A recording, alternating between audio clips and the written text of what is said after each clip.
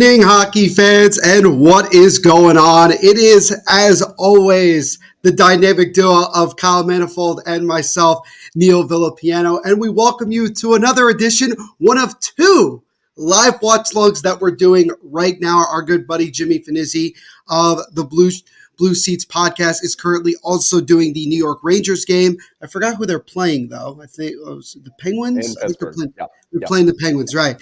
But you have come to hang out with us tonight as the New Jersey Devils are in the Motor City taking on the Detroit Red Wings for the second time this season. These two teams met way back, what seems like a long time ago, but all the way back to opening night, October 12th, when the Devils won that game against the Red Wings. So both teams have kind of gotten off to, I would say, Kyle, probably similar starts. Both of them kind of close in points, kind of close in productivity. The big thing for the Devils is obviously they've been dealing with a couple of, key injuries to major players. But the good news is for the Devils is that Jack Hughes is back in the lineup. He returned in the 5-3 loss the Devils suffered at home against the Rangers last Saturday. So they're a little bit more healthier, a little bit healthier, Nico Hischier practiced the last 2 days, so he is on the way to getting at full strength. But the Devils, this is the first of 3 games in 4 nights, as after this they go home to take on the Blue Jackets and then Sabres respectively back at the Rock. While the Red Wings, this is their first game, Kyle, since I would say their difficult global series that they had over in Sweden did not go the way that it went. But really quickly, just first and foremost, Kyle, how you doing on this fine Wednesday night? Well, to our American friends, Canadian here, happy early. Well, it's kind of Thanksgiving for them now, as everybody seems to be taking those 2 days off, and as I like to call it, just another day in working hell on Thursday. So cheers. Fair enough. Yes, it is. It is Thanksgiving Eve here in America. So happy early Thanksgiving to everybody who celebrates in America, and for those Canadians, happy Thursday. So I hope you enjoy your Thursday. But nonetheless, Kyle, we got ourselves another good game tonight between two, young, talented teams that both clearly want to shake off, some tough losses of late and want to get back in the win column, as Gaza's already off and running. Gaza, thank you so much for hanging out with us. I'm surprised you're not over with Jimmy tonight doing the Rangers game. I'm sure you'll go over there at some point. What was the Devils score on Saturday night? Yeah, it was 5-3 after the Devils were up 3-2 late in that game. Didn't go well. Let's put it that way. It was a tough one, and hopefully the Devils can bounce back. We'll say, though, Rangers got blown out against, Dallas 6-3 a few nights ago. So, both teams kind of suffering their own little bit of pain. But nonetheless, this should be a good one tonight. Anybody who talks shit this early on in the season, you have no idea. You just don't get hockey. Exactly. You don't understand, right? It means nothing. Having watched the Leafs for the last 23 years, it means dog water. It means nothing. So it means nothing that the Rangers are on this hot streak. It means nothing that the Canucks have been on their hot streak. Even Vegas, whatever, it's hockey. Anybody can win and anybody can get hot at any given time, and it means so Kyle, once again, very passionate, and the game hasn't even started yet. And matter of fact, it's not like he cares who wins this game either. Go big or go home. Go big or go home, exactly. But Kyle, really quickly here, give us a quick score prediction. And by the way, should also mention, make sure to leave your score prediction in the chat as well. We will start. Also, make sure to leave a like on this stream, subscribe, and hit the notification bell so you get notified of new live watch-alongs that we do here every week here on THPN. I'm going to go off based on our starting goalies tonight because Alex Lyon, regardless of he played a very good game against the Leafs the other night in Sweden, right? So you're in a completely different country, a completely different time zone, have to adjust to a new setting real quick. And for Lyon to come in and, it wasn't the greatest third period in the world where he did give up 2 goals, but he shut down the Leafs for a good portion of that game. My big question mark here is going to be Vanecek, and we kind of saw him the other week against Pittsburgh and maybe letting goals that maybe he probably would have liked back, I think we can easily say. So sure. I think that's my concern for tonight for New Jersey is yes, they're getting healthier, but is Vanecek going to be letting in costly goals at opportunistic times? So With that, as the unbiased person that I am tonight, I'm going to say the Red Wings pull one out tonight, but I think we're in for an exciting one tonight. I think Red Wings win probably, let's go 4-3 in overtime. Yeah. All right, so fair enough. I think that was a pretty good and very fair assessment. I mean, you mentioned again, Alex Lyon had a pretty solid game in the last time that he played. Vitek Vanacek, when we last saw him, Kyle, gave up just 2 goals, but not the world's greatest goals to give up.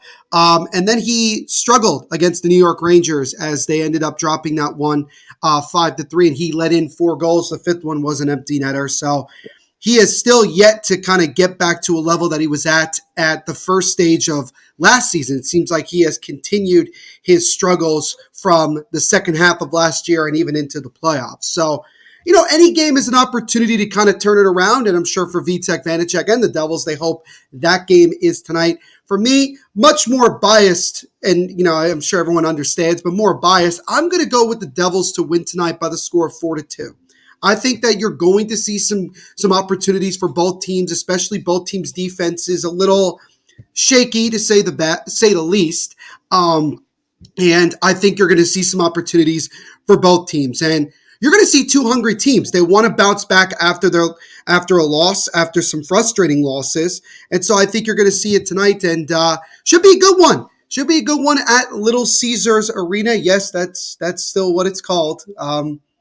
I don't know. I'm not getting used to that. It's been a couple years since the Joe Louis Arena was knocked down, but I'm still not getting used to Little Caesars Arena. So. I like it. Have you ever had Little Caesars, Kyle? Honest? You know what's funny? Because don't they do like a Detroit style like deep dish pizza? Yeah, I had one. It wasn't a Little Caesars, but I had like a Detroit style deep dish pizza on what was it? What's today? On Saturday. And I was like, I think my world changed because it was phenomenal. It was so good. But to answer your question, yeah, it's been a hot minute since Little Caesars.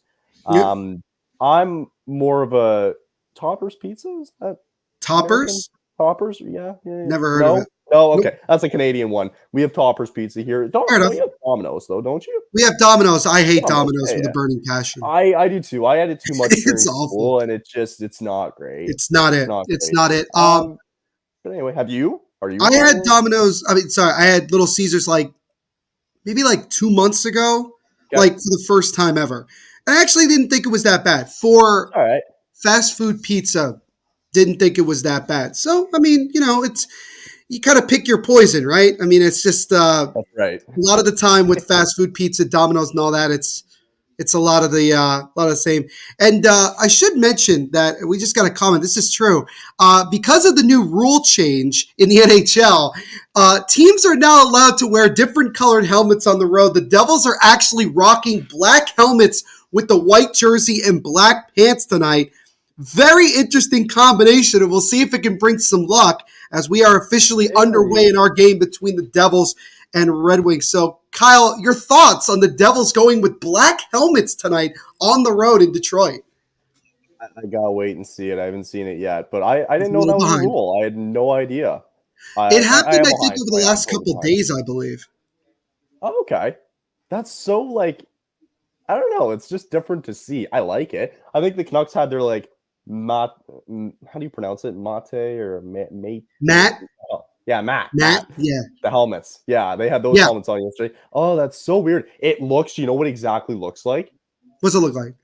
Team Canada World Juniors jerseys. Oh, you know what? Yeah, that's right. It does. From a distance, on the broadcast from a distance, it looks like Team Canada. That's really interesting. Right. Not bad, right? Yeah, it's an early save there by Vanacek, and he'll cover about 52 seconds in. So again, Vitek Vanacek, 7-4-0 with a 3.38 goals against average and a .889 save percentage. The win-loss record is solid, don't get me wrong, but clearly those GAAs and save percentage not good. Alex Lyon, who's only played in one game, 0-1, gave up 3 goals. Lalonde said that they felt he played pretty well, despite obviously not getting the win and giving up a couple of goals. So he's hoping to get a bounce back here in his first start in Detroit this season. So, I really find it interesting with this black helmet, white jersey. I know the Leafs is now an opportunity just went wide there as a slap shot from Siegenthaler is saved and covered by Lyon. The Leafs last week when they were in Sweden, they went blue helmets, white jersey, which actually I thought looked pretty good. No, I actually thought it looked nice, and it's a nice change. And I think that you need to change that. You need to change and adapt with the times a little bit. But at the first second I saw like the black helmets now on, I'm like, that was the first thing that I thought of. Right. Was that. What I was gonna say is, and something that, because to bring up the stats along the bottom, the Devils have a 3.81 goals against average. They're 29th in the league. Yep. When it comes to goals against average. What are your thoughts on that? It's unfortunately, as much as I hate to say it, it's to be expected with the lack of solid defense and the lack of good goaltending. As a shot there from Dougie just goes wide for New Jersey. But yeah, I mean, clearly the goaltending has not been there at all from Vitek Vanacek nor Akira Schmid, which I'm really curious to know why, again, Schmid is getting so few starts and Vitek's getting a lot of the work, as that shot just deflects high and wide of Lions. The Devils putting on some pressure here in the offensive zone, but it needs to be cleaned up, whether that is bringing up somebody, changing the system, making a trade, whatever. Something's got to change. As that shot for Detroit, Samuelson's shot just goes wide as now Moritz Seider with the backhand feeds it over to Samuelson. What's going on, Danelle? Good to see you, my friend. It has been a minute. Thank you so much. And yes, to answer your question, I do have the wine tonight. It is last year's, but actually, fun fact for everybody, we are going to break open the red wine tomorrow, as we normally do on Thanksgiving. So I'll let you all know next time you guys see me how it is. Got to give a good reason to like the stream. For sure. It's a scramble. I like Ducks. Yeah, give me a good reason to like the stream. I also very much like Ducks. I very much like Ducks. Not the team, but in general. I mean, I could. Right. There's likable things about Anaheim. All right. That new alternate jersey they brought up was pretty cool. You asked me. Of alternate jerseys, Danelle is going to ask what your thoughts were for the Winter Classics jerseys that came out. Well, Kyle and I, earlier today, we're talking about this specific thing. Is now the Devils look to come the other way and it gets snuffed out. Personally, not a fan of Vegas's jersey. I mean, somebody mentioned it to me. Actually, it was my good friend Erica mentioned it to me that it looks like it looks like Vegas is flipping off people with the jersey. And now I can't unsee that either.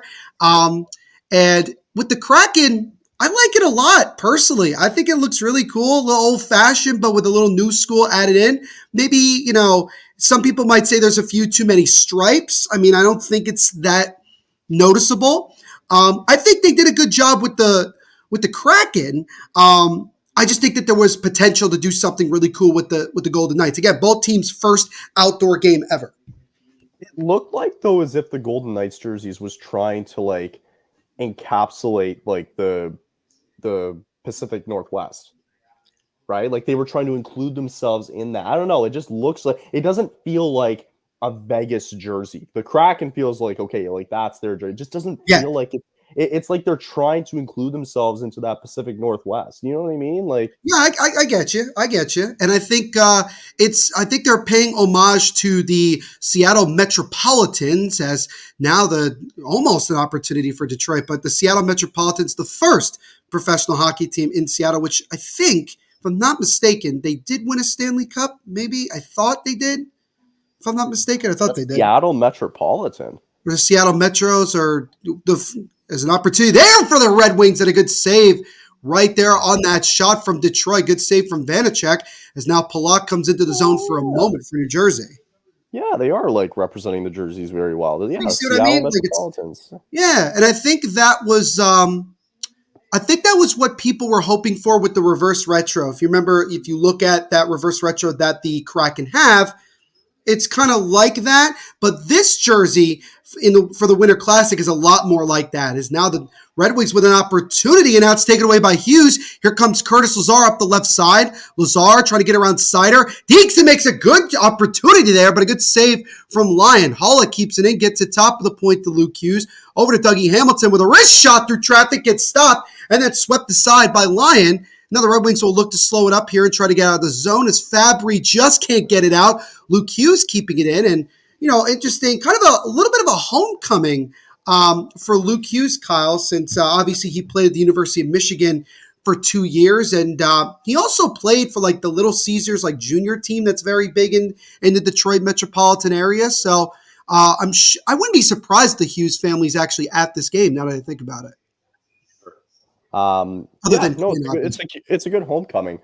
Initially, just kind of starting to watch the game a little bit here. The Devils have to be careful of turning it over in their own zone, and the Red Wings have to be very careful of turning the puck over at the blue line in the offensive zone. It seems like it's a couple of times that's happened. Odd man rush back the other way for the Devils, and then on the other side of it for the Red Wings, it's a couple of good opportunities with Vanacek not being in his crease. I think you nailed it right on the head. And the Devils, one thing that they have struggled with a lot this year is limiting the odd man rushes. You go back to a couple weeks ago in a loss to the Avalanche, they gave up 10 in one game. It was absurd how many times the Avalanche just had all 2-on-1s, 3-on-2s, 3-on-1s. I mean, just opportunities. We kind of talked about it before, Danelle, when we started the broadcast, that because of the new NHL rule that allows teams to wear different colored helmets, I don't know if it's just on the road or if it's at home as well, but the Devils are trying it out, wearing the black helmets with the white jersey and black pants. Pretty much everything's the same except the helmet for the Devils usually on the road. And Kyle and I kind of talked about it. If you really think about it, it really does look like Team Canada in the junior aspect. To piggyback off what you said, like the Leafs have done it before where they'll wear their jersey, like they've worn when the Red Wings would come to town, like the Red Wings would wear their home jerseys and then the Leafs would wear their away jerseys, right, with the white helmets. So like it's happened before is what I'm trying to say there. Yeah, for sure. It's starting to, it'll become more of the norm, more noticeable as more teams do it. I don't know. I think the Devils may be just the second team that have done it, as Jack Hughes with a backhand shot that gets swept aside by Lyon. Here come the Red Wings. Might be a 3-on-1 if they hurry. They lost a little speed there, tries to feed it in front, nobody home. As again, the Devils got to be careful there, nearly giving up a really good opportunity. This will be the first Kraken's outdoor game. Golden Knights already been in an outdoor game. Oh, that's right. They played in the they played against the Avs in Lake Tahoe. So that's what it is. As we get a stoppage in play here, as we got 13:21 to go in the first, still no score between the Devils and the Red Wings. So both teams. Time. I have trivia time. Yes, trivia time. All right, fair enough. I did not. I had to bring it in. All right, fair enough. Go ahead, Kyle. You mentioned, I thought it'd be a great question because you mentioned the Seattle Metropolitans earlier, right? They did win the Stanley Cup all the way back in 1917. Nice. Who did they beat? Am I allowed to ask certain questions to see if I can get the answer? Sure. Okay. Was it a team out west? It's a team that currently plays in the NHL today. Okay. I'll tell you that. And no, they don't play out west. For some reason, I was going to go with like the Vancouver Millionaires, and now I think about it, it's probably not it because they don't exist. Was it the Vancouver Millionaires? I swear it was. No, right? It's not a Western team. Nope. Right. So it's not. Well, it's not the Maroons. I mean, you can say the. Is it the Canadiens? It is the Montreal Canadiens. Okay, so there you go. Seattle beat Montreal in a 5-game series, 3-1 by winning. Hear this: the Canadiens won the first game 8-4. Seattle won 9-1 in game 2, 6-1 in game 3, 9-1 in game 4. Wow, that's impressive. And correct me if I'm wrong, Kyle. If you have it there, great. If not, no big deal. I think. Not a big deal. Was Seattle one of, or were they the first American team to win the Stanley Cup at that time? I don't think they were. I feel like they weren't. Let's do some reading, folks. Should also mention this was back in the day when, in terms of traveling, there was no private jets or anything like that. They had to probably take trains across country and across multiple countries to get there. Neil, you're got a big brain tonight. Seattle defeated Montreal 3-1 in a best-of-5 series to become the first team from the United States to win the Cup. The series was also the first Stanley Cup final to be played in the United States and the last Stanley Cup finals to not feature a National Hockey League team, as the NHA, the National Hockey Association, rebranded as the NHL that November. Yes. All right. So there you go. I was on a roll here. Right. Let's just Good mention job. really quickly here, as the Devils are actually shorthanded. Alexander Holtz went to the box. I think it was for a hold. So the Red Wings have their first power play of the night. They've kind of actually played pretty well so far. They have, I think, 6 or 7 shots on goal through the first about 7 minutes of this game. But I feel pretty good, honestly, Kyle, after that. I'm surprised at how accurate I was. I didn't think I was going to be – I thought I was going to be wrong about the team, like, Yeah, I'll against who text they you played. again later. They were just showing pictures of like family photos with Jack Quinn and Luke Hughes, and Mm-hmm. it's a great family, Aren't they? They're just a lovely family, those people. lovely family. I think if I'm not mistaken, Ellen Hughes, the mother of all the Hughes brothers, I think she just got inducted into some Hall of Fame not too long ago. I'm gonna Um, test you again. You're spitting these. I'm gonna test you again. Let's see. please help me out. Is that an opportunity for the Red Wings and a big time save by Vanacek right in the slot on a shot from Raymond. That puck came right out to Raymond. I can't believe he didn't score there. To break in on the left side, get to top of the point. Now to Gostisbehere. Over now to Raymond. Now to Gostisbehere on the left side.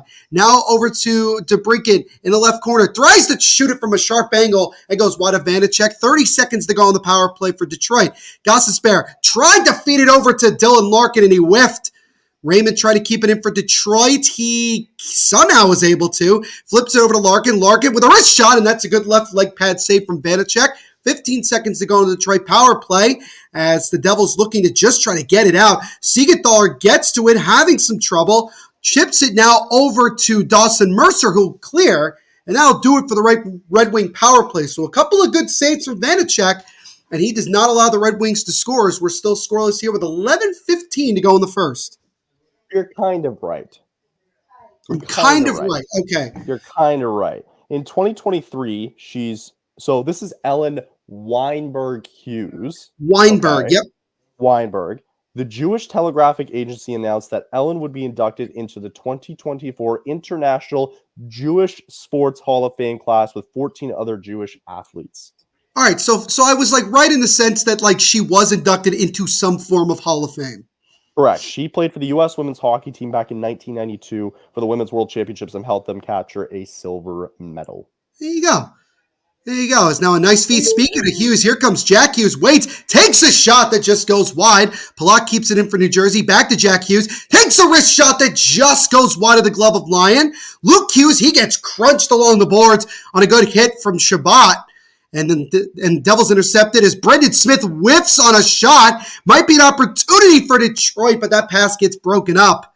Tomas Shabbat, I forgot he was on the Red Wings. What was it, this offseason? I think it was this offseason he signed with them, I think. Shabbat? No, not Shabbat. Ben Sherratt. Ben Sherratt. Sorry. Same sound. Oh, that's rough. That's a tough I was on a roll until just then. I was on a roll. I got too cocky on that one. I got way too cocky on that one. That's okay. Shut up. Our good buddy RJ gave us some out-of-town updates. 1-0 Winnipeg over the Lightning. About 5.5 minutes into that one. Winnipeg continues to play a really good brand of hockey in the month of November. And this is also, by the way, without Rick Bowness. Oh my. John Marino gets leveled, and he is slow to get up. I think he eventually does. No penalty. Just a good solid hit there from JT Comper, I believe was the one. What's going on, Angus? Good to see you, my friend. Hope you are doing well. Happy Thanksgiving Eve to you as well over in the gateway to the west. As now the Devils come in as Wallman gets hit along the boards, and now it's intercepted from Detroit. Was Marino like okay? I'm just kind of catching up. He was just slow to get up as Dougie actually got hit up high. No call there, at least I don't think. But yeah, Marino, that was the second time in this period he got leveled. So not having a great night in terms of not getting the crap kicked out of him. But this is something of a strategy for a lot of teams against the Devils. It's a high-rising shot. Gets fought off by Lyon. Another out-of-town score update. Oh, sorry, Kyle. I didn't mean to do that to you. 1-0 Rangers against the Penguins. A little more than halfway through that game. And again, our good buddy Jimmy Finizzi from the Blue Seats 94 is also live here on THPN's YouTube channel right now as he is doing the Rangers-Penguins game. So if you want to go check that out as well, make sure you go over there and tell him that Kyle and Neil says hello, as now the Devils look to try to come the other way. I got to be honest with you, Kyle. It feels like the puck is bouncing a lot for both teams in the last couple of minutes. As Miller's shot just goes wide. A lot of strange, like odd man rushes too. Strange, not even like good ones that you would say like, all right, that was a good opportunity. It's like it seems very bunched up, even when it's an odd man rush. Right. No, I agree. So I don't know. It's kind of a slow burner here, I guess, a little bit. It's It's the day before Thanksgiving. I'm sure a lot of these guys are thinking more about what they're going to have tomorrow night to eat, unless they don't sell. Takeout. Fair enough. Already planned it. Fair enough. Do you think that Canadian players who are playing on American teams, I would assume that they probably also will like celebrate with their teammates, right? I think it'll give them a chance to just. I know it's only a day, and because I think everybody's playing on Friday. Everyone is playing on Friday, yes. Yeah, so it's not like this is a crazy turnaround because you're only going to have a day, right? So you really just have to spend it with the team. You don't have a lot of time to go back and see your families, right? So I think, they might.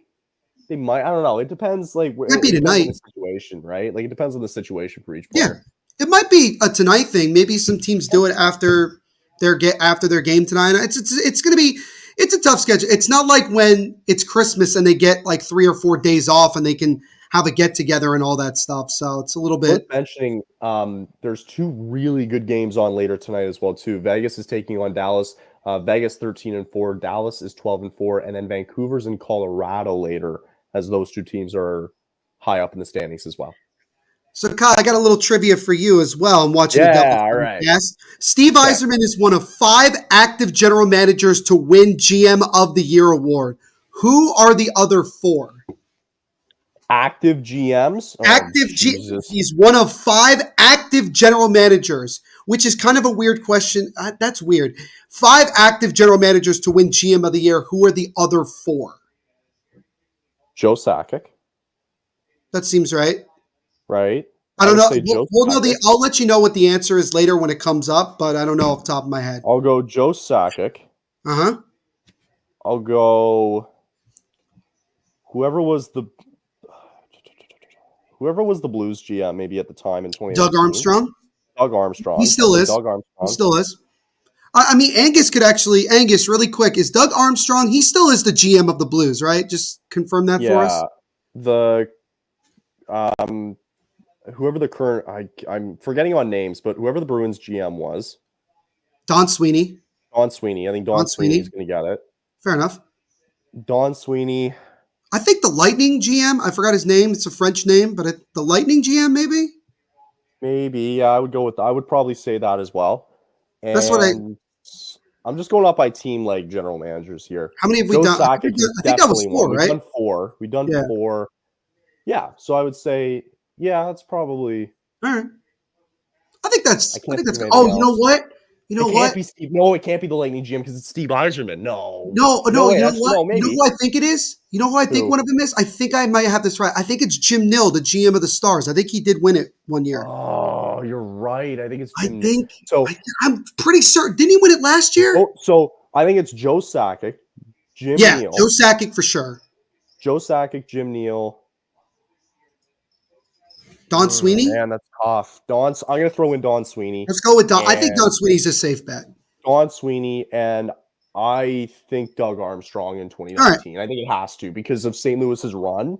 I think it has to be Doug Armstrong. That's a good guess. I think that's a good one. So we'll see when it comes later on. We got about 4:45 to go here in the first. Still no score. Devils. And he is the GM. And he is. He still is. Okay. Angus, don't tell us, by the way, don't tell us if you won a GM of the Year award. We want to find out. And see I want to know. We don't want to know. If you know it, great. If you don't worry about it. But again, a lot of puck bouncing going on in this one over the last couple of minutes, Kyle. Neither team really having a lot of success really kind of controlling the puck. It just seems like it's just bouncing around a ton. I know, it's weird. Like, it's been good back and forth. Not like crazy chances, but it's almost like it's just it's bad turnovers on both sides, it seems like. I would say mostly for the Devils. It felt like a lot of the action has been in the Devils' defensive zone. Vanacek has so far been pretty good. He's made all the saves that he has to. Devils haven't really tested Alex Lyon too much. And didn't Alex Lyon start a game for the Panthers in the playoffs last year? Or am I dreaming that? Yeah, no, he did. He started. Game one, right? He started game one and maybe game two for the I Panthers. think no, I think Bobrovsky started game one and he got shelled.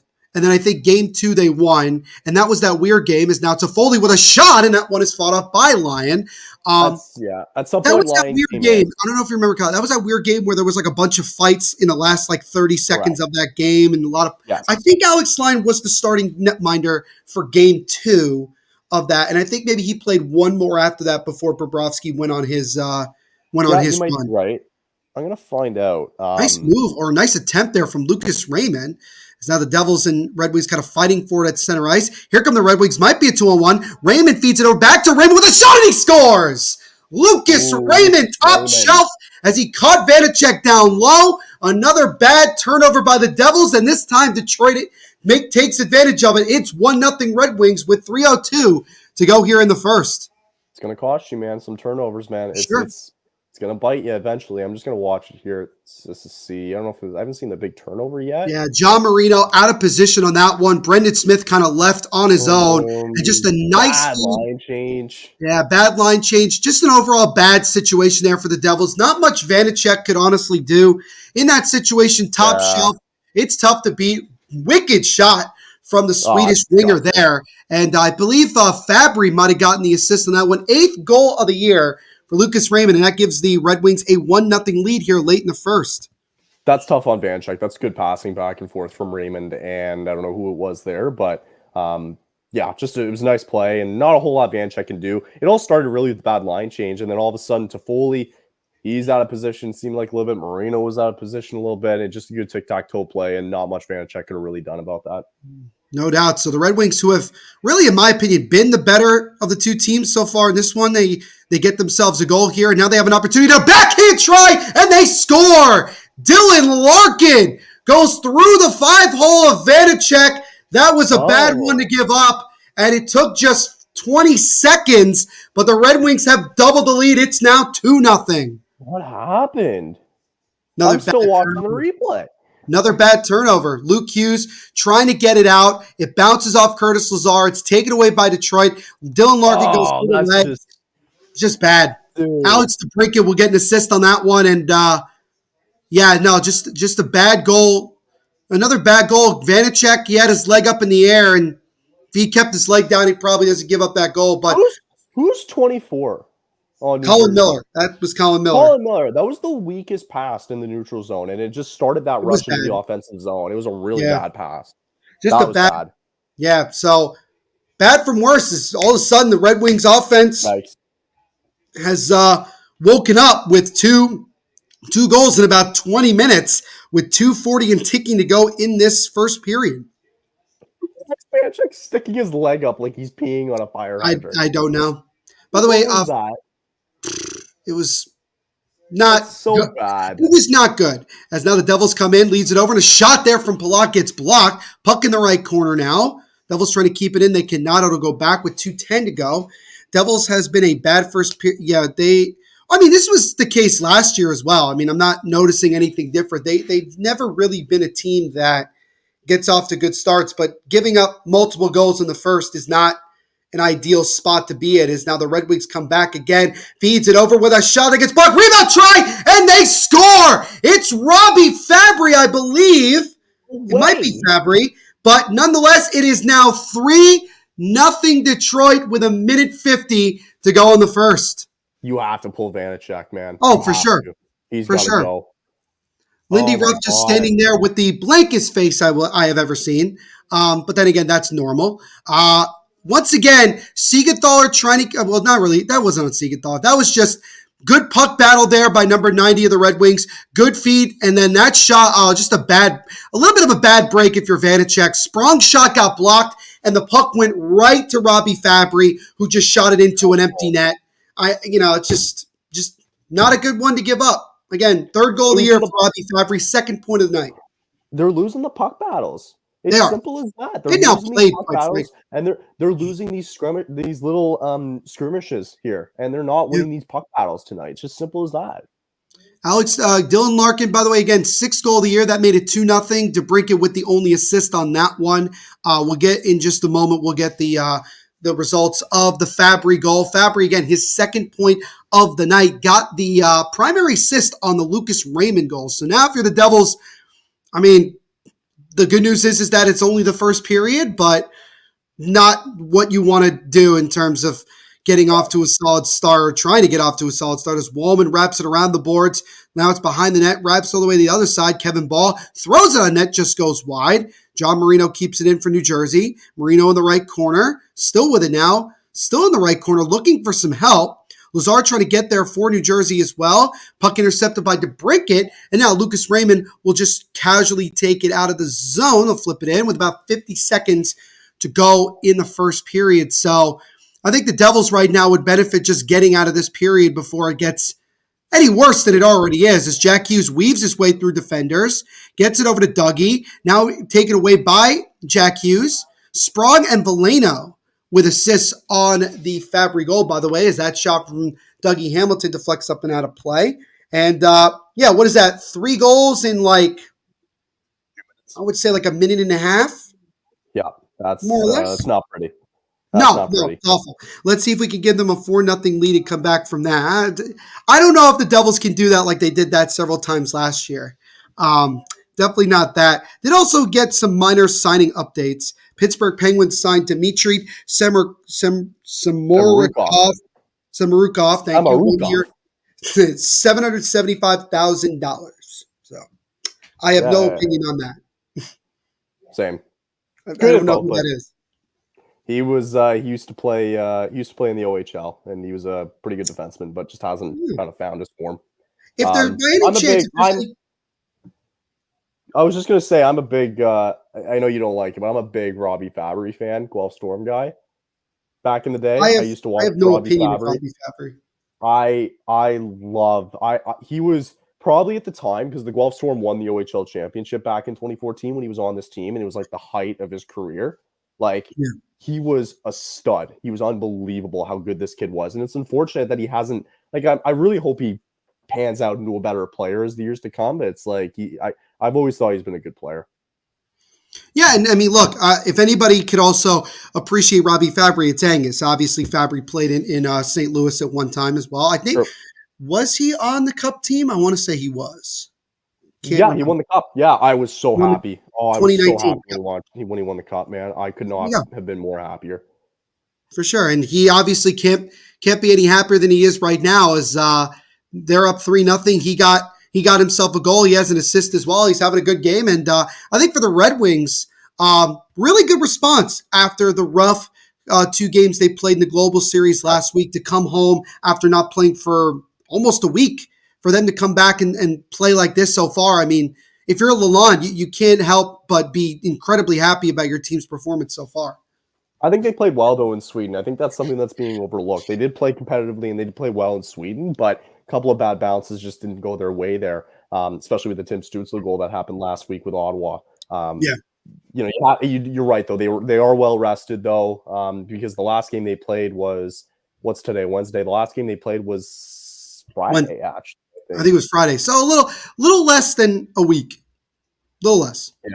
Yeah, that's right. As they're replaying Wallman's injury from that Global Series game against the Leafs, him going into the post, and so hopefully he's doing okay now. But man, what a brutal 2-minute stretch that was. It's about as bad as you could think. Is now Haula tries to take a shot, but he shoots it wide. 20 seconds to go here in the first. Pass intercepted in the slot by Detroit.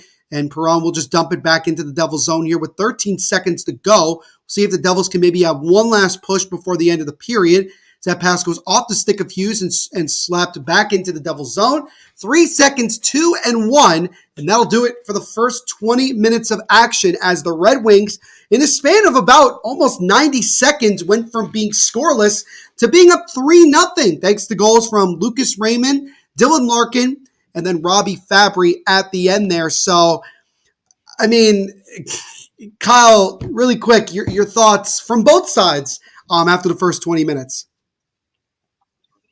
And just getting out battled here by the pucks. By the pucks, Jesus Christ, Kyle. Wake up here.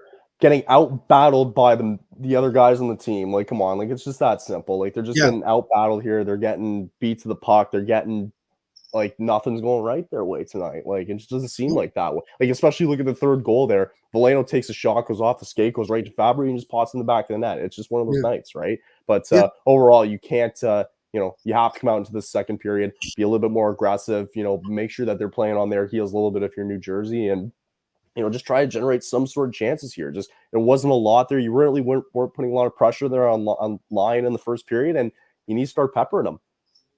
Yeah, no doubt. I think, and from Detroit's side, that was about as good of a first period as you could have. I mean, I felt like they got off to a good start. I thought they played well, more or less overall that period. They took advantage, and then eventually they took advantage of opportunities that the Devils gave them, and it resulted in 3 goals. So the good news is for Detroit is that you're up 3-0.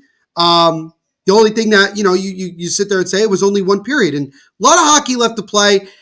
We'll see. We'll see how things go, but almost an A+ first period if you're Detroit, no question about it. If you're the Devils, that was about as bad of a 2 minutes as I've seen them play all season long. So D-minus, you gave a grade, so I'd give it like an F, if I'm being honest. Oh, okay. All right.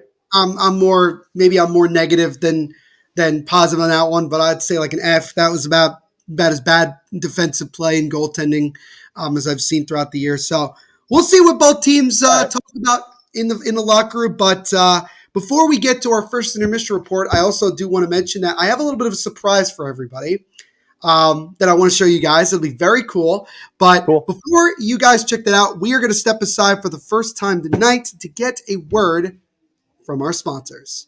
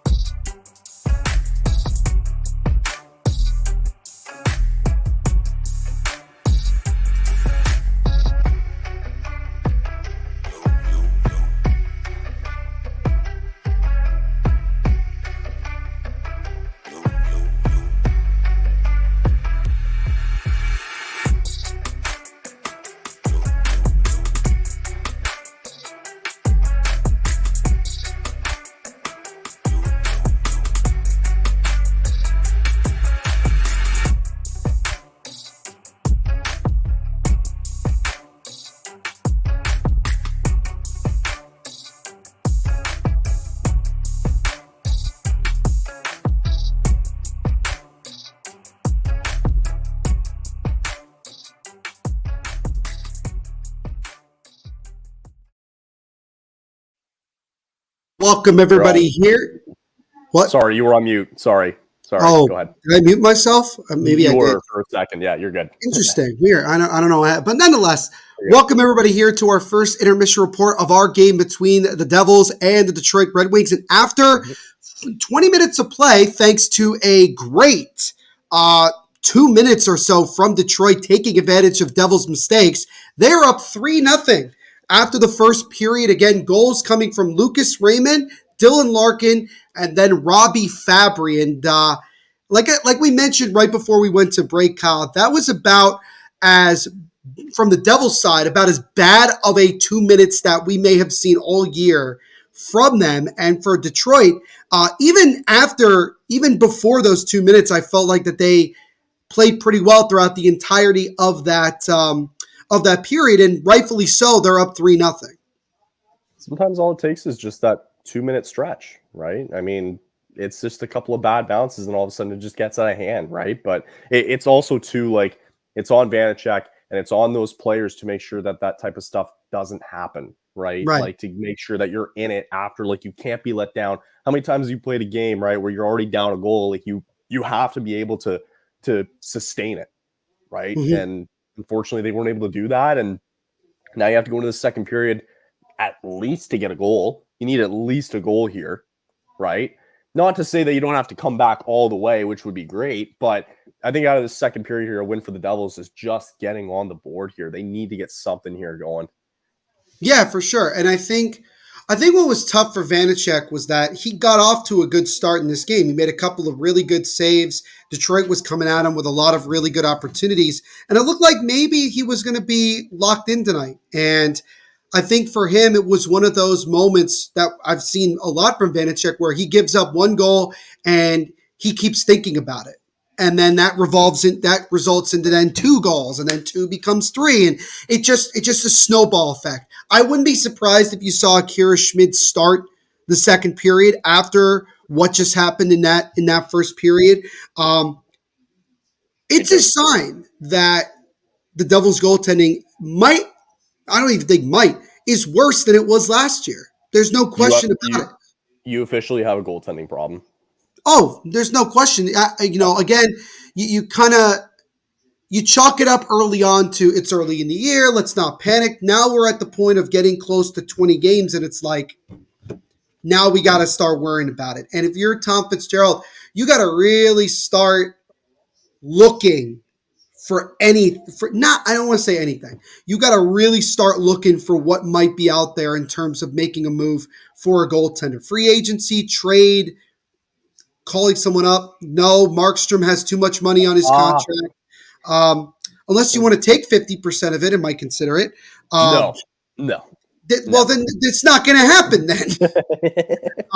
But, we'll see. We'll see. Can't do much about it tonight, right? Can't really make a move tonight. We got Vladar. You want Vladar? Vladar. I just wrote a piece for the Hockey Writers, and I kind of brought up some options for the Devils. I mentioned the possibility of Yusei Saros being available, although it looks like Nashville really wants to try to sign him long term. I don't know where that's going to go.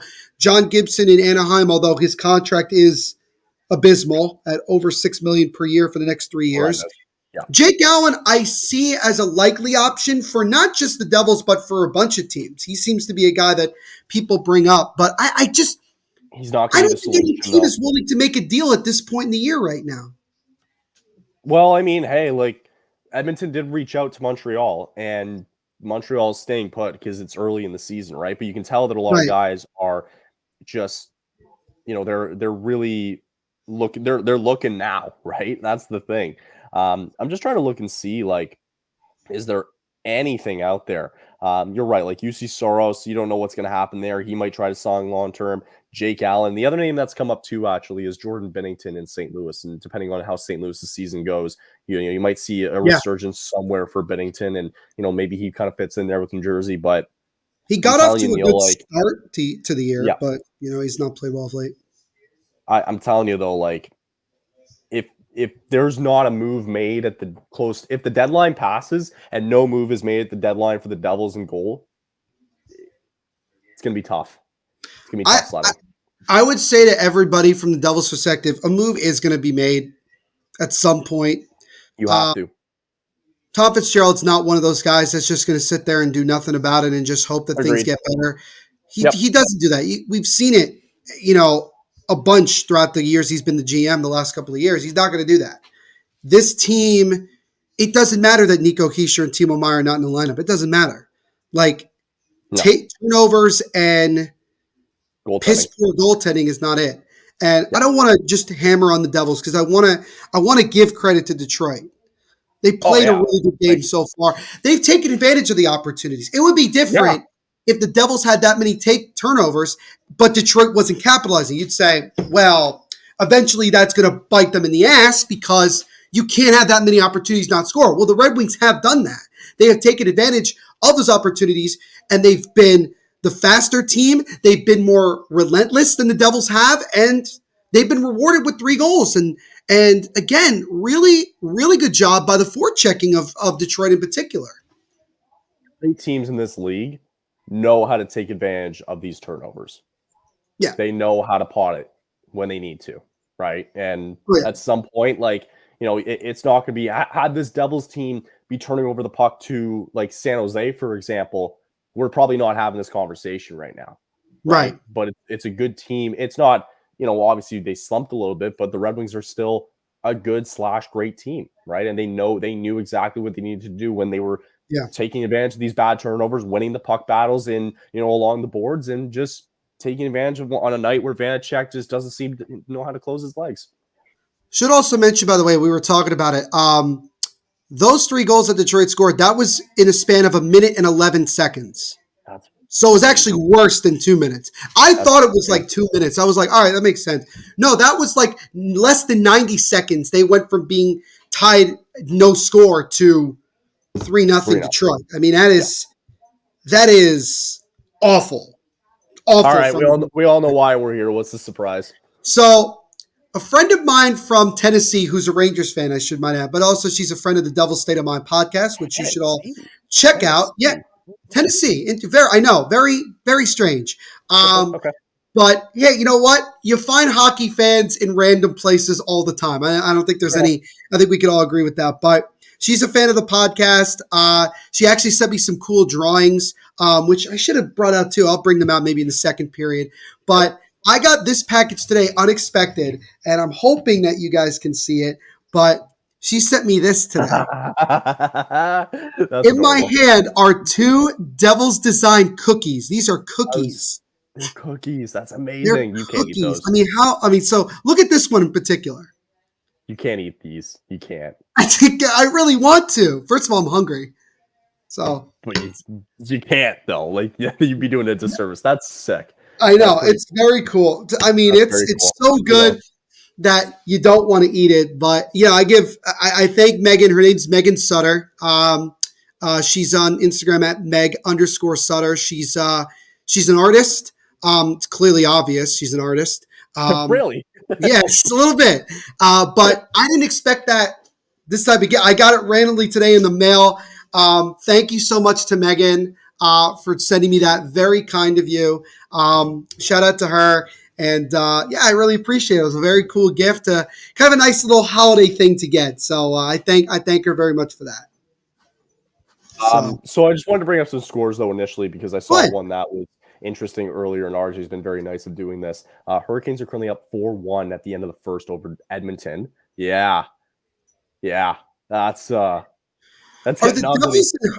Devils and Oilers are going to have a race to decide who's going to get a goaltender first. I know. By the way, do we think that Jack Campbell gets bought out?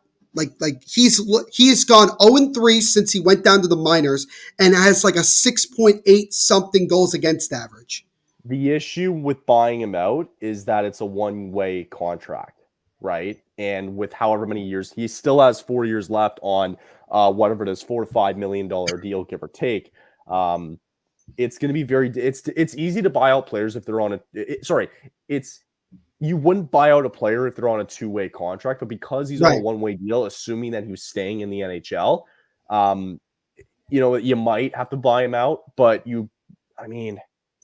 it's bad. It's really bad. I mean, he can't be the starting goaltender anymore for a team.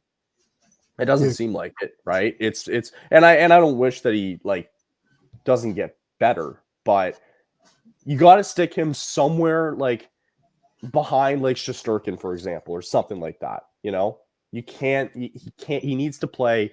If you want to get the most out of him, you're gonna have to get 20. I don't know, man. Like you kind of have to buy him out. I mean, the more I'm saying, you may have buy him out. You might have to buy him out. You might have to eat a little bit and buy him out. I wanted to bring in a little bit of NFL news because I thought this was shocking. Okay. Oh God. You talk about Shaq Leonard getting bought out, which actually shouldn't be a surprise. He wasn't really playing that well. It has something to do with the Colts. No. Don't bring up the tweet. Please don't bring up the Jim Irsay tweet. Not today.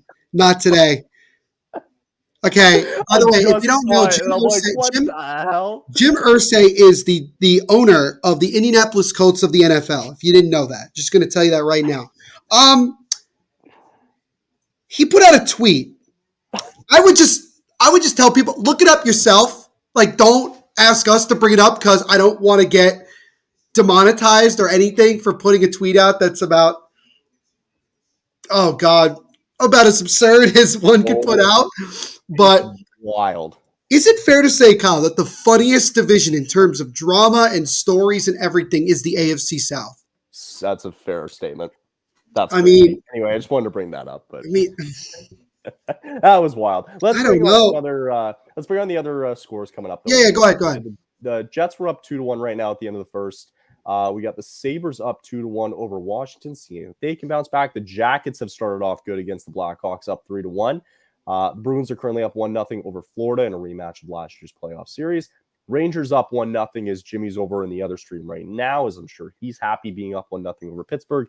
And the Islanders are currently up 1-0 over the second place in the Metropolitan Division, Philadelphia Flyers. Second place. Like, that's the world we live in. Second John Tortorella's doing it again.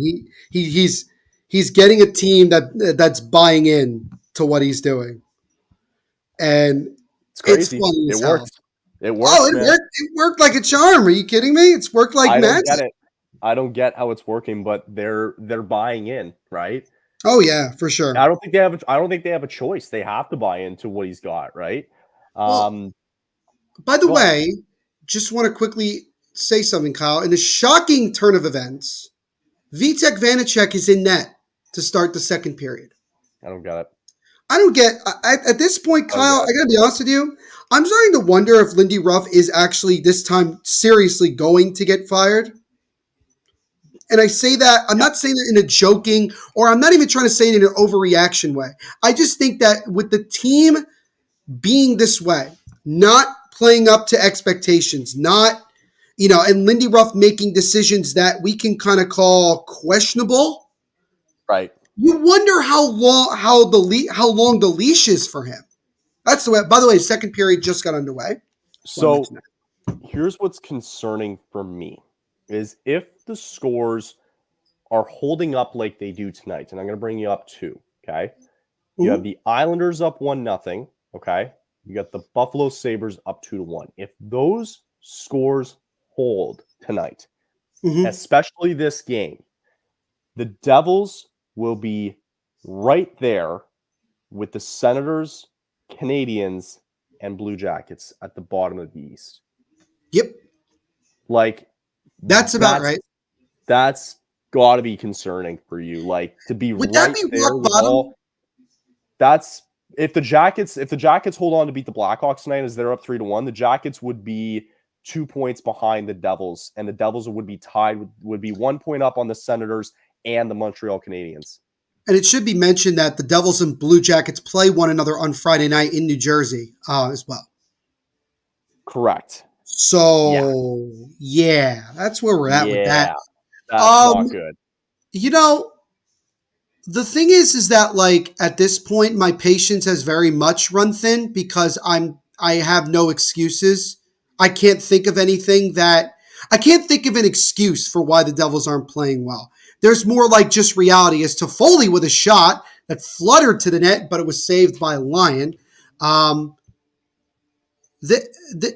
Jack Hughes made a really good comment, Kyle, after they lost to the Rangers on Saturday and said, good teams find a way to win that game. Talk about the Rangers game. And remember, they were up 3-2 and lost 5-3 in regulation. And Jack Hughes said, we are not there. Which is kind of a damning statement to say for a kid, by the way, who just came back after being out for 2 weeks. But then again, he's been watching every game. He's been seeing how the team is playing. I mean, you would have thought that with him being back in the lineup, it would have given them a jolt. It kind of did. I mean, he scored a goal, got an assist. He played well, but he didn't play, it wasn't enough. And the goaltending failed again. The defensive structure failed again. I mean, just as an overall, as a whole, I mean, it's bad. It's about as bad as I've seen it. It's really bad. And you know what else is funny? Comedy. 2 things. It's a little comedy, but I have to throw this in. Okay. Yeah, go ahead. I might find my Flames are playing tonight. Okay. Yes. We're currently tied in points. Yes. Right. And I don't know if you've forgotten or not, but we have a game coming up on December 9th. I can't wait to see where our 2 teams are by the time that point comes because believe it or not, I'm pissed off that this team we're 5-1-2 in our last 7 games in November, they're winning. Whatever it was. I hate it. It's bullshit. Yeah. It's bullshit. So I don't want to say it says a lot that you guys are kind of tied with us in points. I don't know if it does, but it says a lot about both teams if you think about it. I know, it's true. Yeah, because the Flames do have some amount of talent. It's not like they don't have talent on their team. That's a good point. They also could be winning games in the element of surprise. Like they go into games and teams think that, we're just going to wipe the floor with Calgary, and then the Flames are like, no. There's a drive there from Gostisbehere gets saved by Vanacek. Tells a lot about the Devils in terms of they're just not winning games. They're not playing well. They don't deserve to win games the way that they've been playing. I mean, it just hasn't been good. As now Dawson Mercer looks to try to get a step. He's able to negate the icing there. He backhands it over to Palat. Palat now behind the net, still with it now. Palat now at the left faceoff dot, looking for something. He'll wrap the puck around the boards all the way back to the other side, where the Red Wings are able to more or less easily get it out of the zone for a moment. Now they'll control it. But, yeah, I mean. Sorry, I didn't mean to interrupt, but it seems that just over in Carolina, it seems like that they've pulled Stuart Skinner. So I guess for Vanacek, it has to be another goal before even Lindy Ruff has the thought. Correct. I believe Calvin Pickard will be going in net for Edmonton. Calvin Pickard. That's where they're at now? He started against Florida the other day. Wasn't he in Montreal last year? Must have been. He was in, I think, Colorado.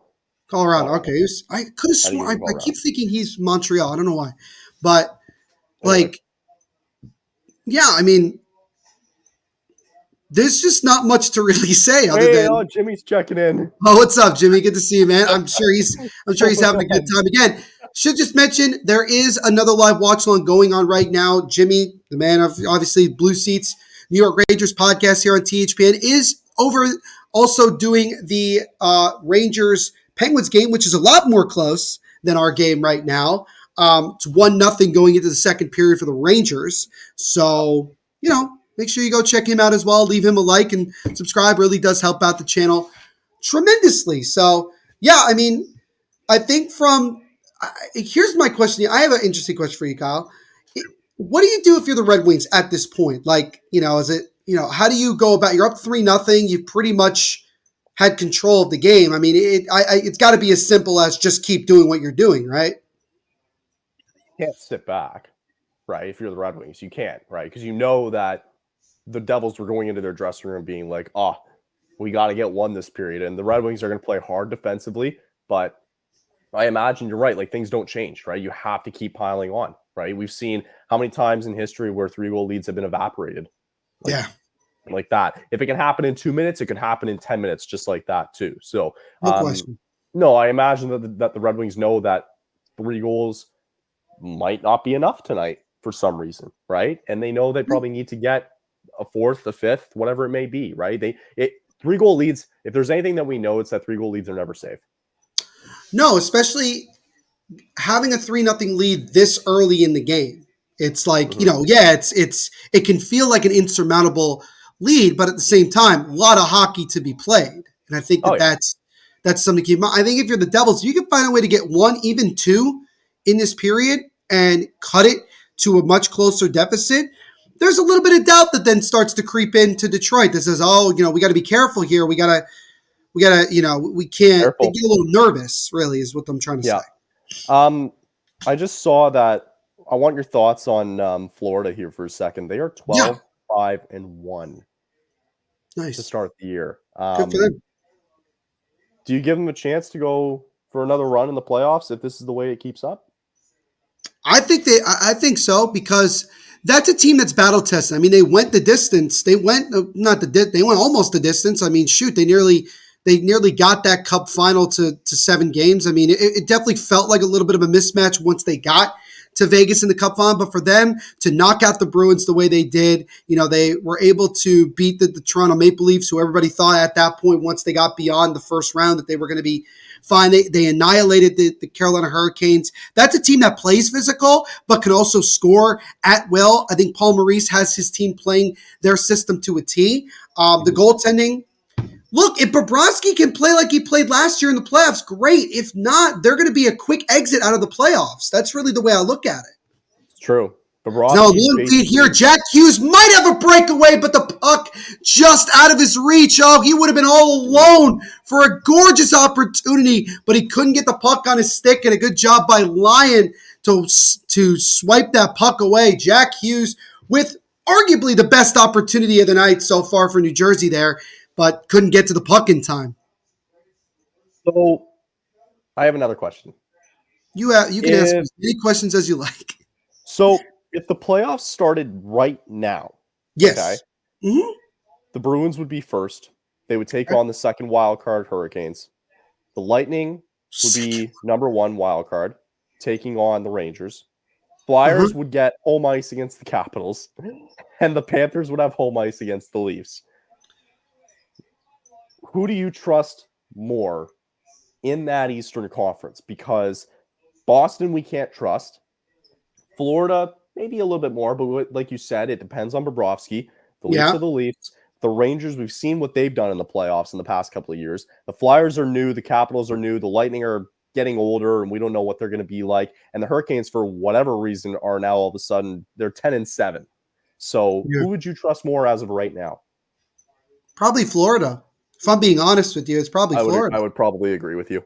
Because Florida, what are we looking at? We're not looking at, it's a team that has choked. This is a team that has underperformed the playoffs. No, this is a team that they went on a run, and they were very successful in doing so. Bobrovsky played about as good of a hockey as we've seen him play in his career. I mean, we have to remember that Bobrovsky is a guy who's won, 2 Vezina trophies in his time? I mean, it's not like, it's just that ever since he had gone to Florida, he had become bad until this year in the playoffs. So, for me, if Bobrovsky can just be good again in the playoffs, then Florida, to me, is the best team in the East. There's now an opportunity there for Detroit, as that one's swatted away by Vanacek, as we'll get a stoppage of play with 12:55 to go in the second period. Still 3-0 Detroit over the Devils. But not to say that the Red Wings, not to say the Red Wings are not, they're 1 point behind the Hurricanes. They're right there. Not to say that they won't win, but you're right. I think right now,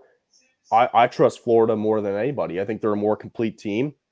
I can't trust Boston what does after last year, right? Can you? I don't. No, I don't think anybody can. The only thing that makes me feel good about Boston in terms of just the playoffs is the goaltending, if it's healthy. Because remember, Linus Ullmark was not healthy when they got to the playoffs. He just wasn't. And it was obvious. And I think if the Bruins had decided earlier in that series to play Jeremy Swayman, I think they win that series. Personally, that's the way I looked at it. But it's just, I got to go with Florida. I have to go with Florida. Okay, so let's go over to the West for a second here. I'm about to laugh and cry at the same time. If Calgary wins tonight, because they beat Seattle the other night, they would be in a playoff spot. They would be in a playoff spot, believe it or not. They would jump Arizona and the Ducks, or if they play tonight, I think they play tonight anyway. Like, Ducks play the Canadiens, and I don't think Arizona is playing tonight, or they are playing tonight against the Blues. But anyway, so if they lose and Calgary wins, they're in a playoff spot tonight. And I don't get it. It makes no sense to me whatsoever. It's bullshit is what it is. Dallas would be right now. Dallas plays Seattle. Colorado would play Winnipeg. Vegas would get St. Louis, who are 9-7-1. So maybe they don't want to hold off on Binnington trading him just yet. And Canucks would get Kings. Who do you trust more? Just want to give a shout out, by the way, to Weasel88. Let's go Red Wings. So I do have a Red Wings fan in the chat. Thank you. Good. Thank you, my friend, for hanging out with us. I'm sure you're obviously doing well. By the way, I think there was a penalty against the Devils. Looked like Kevin Ball, he swatted the puck out of midair, and it kind of just went, I think, up into the stands. So, yeah, it is going to be it's going to be a delay a game against the Devils, Kevin Ball. So Red Wings going to the power play for just the second time tonight. Didn't get a whole lot in the first one. We'll see if they can quadruple the lead here as they're currently up. I can confirm that it is a delay game. The delay game, great. Yeah. To me, there are three teams that stand out that I would trust in the playoffs. Okay. Dallas, although the way that they went out in the conference finals makes me a little bit worried. Mm-hmm. And a lot of time, Pete DeBoer's system eventually rubs teams the wrong way, and he overstays his welcome, and then he gets fired. I've seen it in New Jersey. You saw it in San Jose, and you saw it in Vegas as well. All three places, it just eventually was not enough to win. Vegas, obviously, because they look like they have no flaws. Correct. They look like about as good as they were last year. Correct. I mean, Colorado, I think, honestly, has really kind of, and again, I know it's early, but still, they've kind of revived themselves in a way. They look, but then, they look sharp. And this, again, without, I think Mikko Rantanen's hurt, right? He's a bit banged up right now. Landeskog's out the entire year again. But honestly, his career might be in jeopardy. I think if he's missing a second year in a row, I mean, God, there's no, you got to, if you're in Colorado, it's like, we're paying this guy a bunch of money. I mean, they paid him a lot of money. And he's not, I know it's not his fault, but still. Yeah. That's the way I look at it. So. I love what the Jets have been doing this year. But I agree. I think this is still a two-horse race. I don't think anybody's getting through Vegas. And frankly, I think Dallas is very well-rounded too. I love Jake Ottinger and net for that team. And I think they're starting to figure out their identity of who they are and kind of, I understand the Pete DeBoer system, but that's still a team that should still scare a lot of people. I like Dallas and Vegas right now in that West. I don't think anybody's really going to get through them. But having said all of that, after going through both sides, the one thing that will always happen in every playoffs is that's the best place to get exposed. I just want to cut you off for a minute. It is now 4-0 Detroit. Moritz Seider from the point. Might have been deflected. I think it is a power play goal. It's kind of coming at the end. But nonetheless, when it rains, it pours. 4-0 Detroit, just about halfway through this first period. Second period. In here, can't get the puck out. About 20 seconds left here. They're still finding ways to keep the puck in here. Man, that's brutal. Just too much space for Moritz Seider. And I don't know if Fabry got a piece. We'll see it again on the slow motion replay. There's no pressure on him. No. Didn't look like it was touched at all. I think Moritz Seider's going to get this one. That's the problem, too. It's I hate it watching teams on the penalty kill, and you're not getting a guy to pressure the point. You have to go after those guys. Yeah. Make them move, right? Don't let them sit there and decide what they need to do. I'm going to shoot it. Oh, he might be open. Oh, wait, let me think about this for a sec. You need to go after the guys at the point. You need one guy to go after him. He needs to be there constantly. And again, I'm not somebody who's a hockey aficionado here, but come on, I get it. You can't let them sit there and make decisions. You can't do that. No.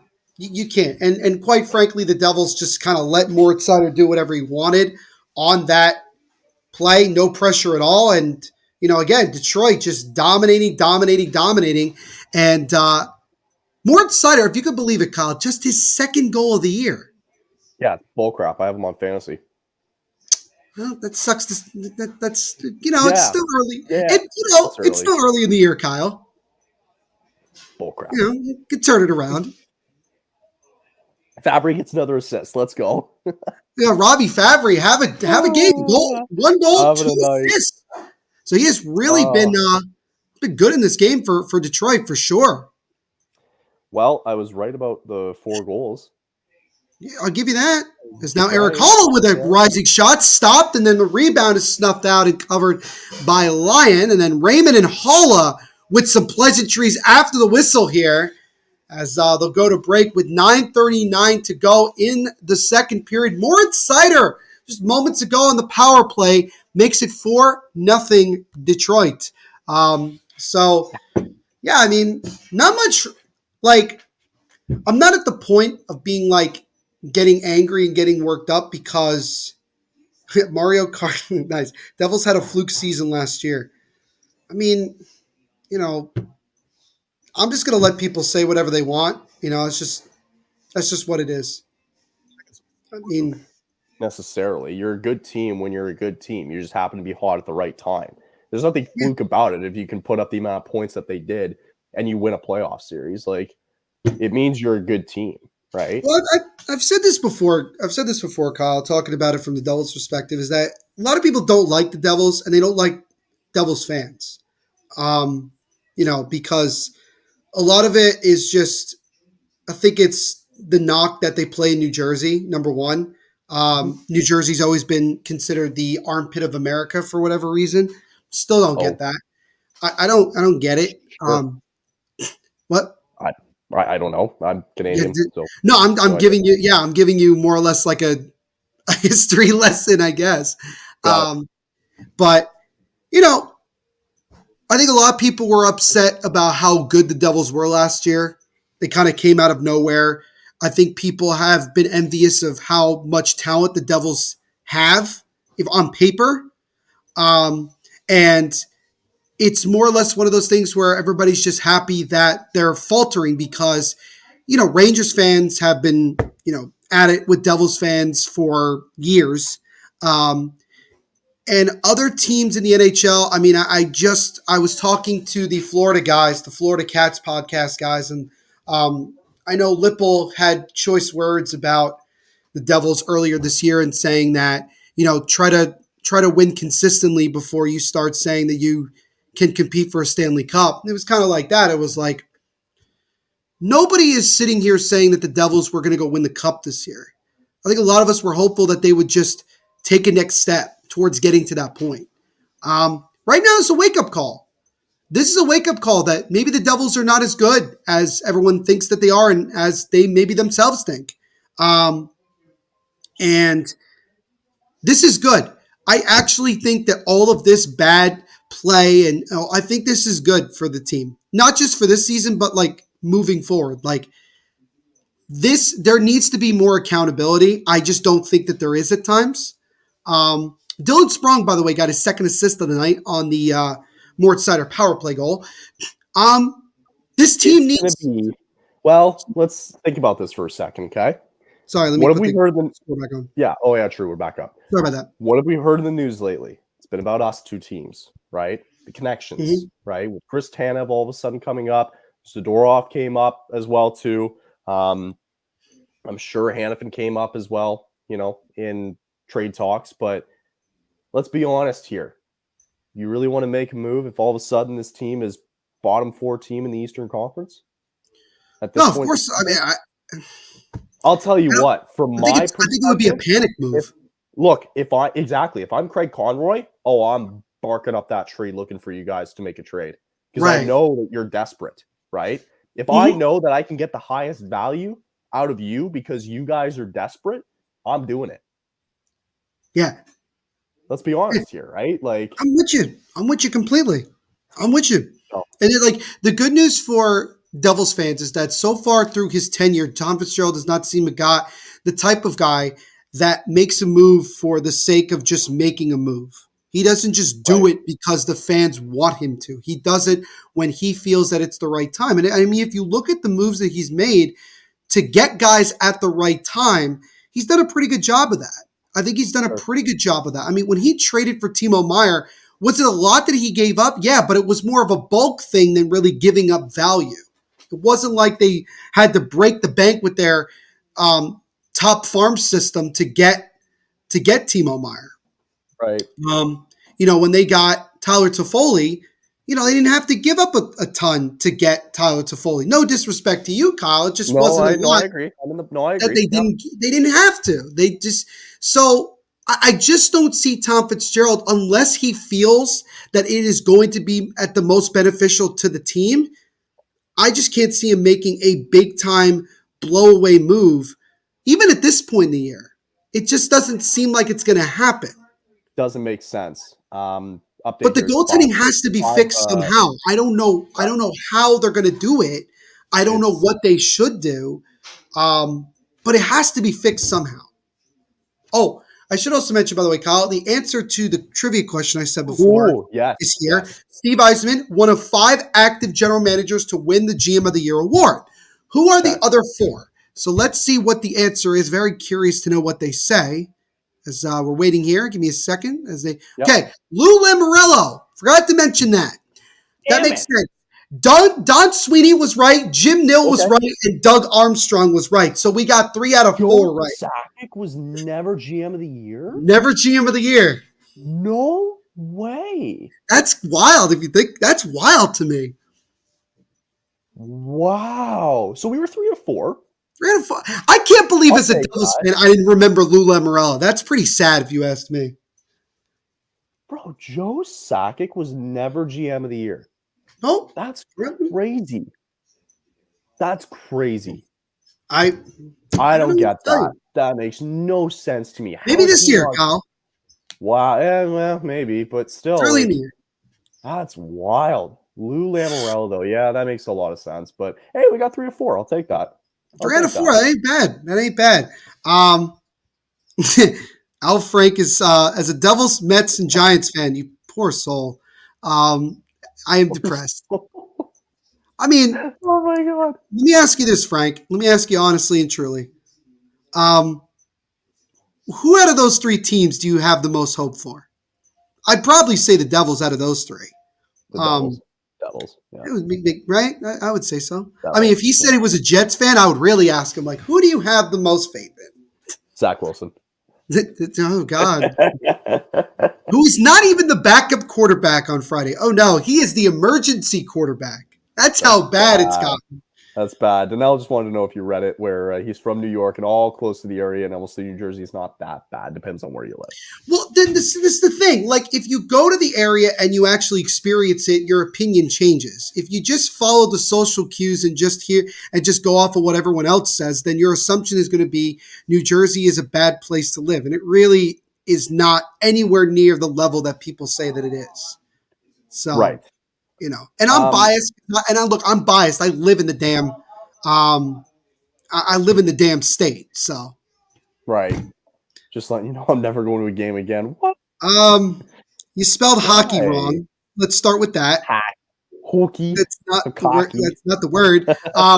But okay. This is really going downhill. This is a bad night. This is a bad night. The Devils are not really doing anything that makes me think that they're even competing right now. Devils are 2-5 in their last 7 games with a -8 goal differential. Yeah, they're about as bad as the Sharks right now. They were initially 6-2-1 with a +6 goal differential in their first 9 games of the year. Yeah. Will THPN stream a Bruins game? I would imagine so. Yeah, absolutely. We did one 2 weeks ago. I thought we did. Yeah, we should be doing one pretty soon. Absolutely. If not, we'll get one underway again. I'm sure the Devils will play more. Yeah, we'll get more in due time. Yes, for sure. Once we get close, listen. Once playoffs come around, man, we're like, we had it last year. We were all over playoffs last year. We were all over every game we could get to.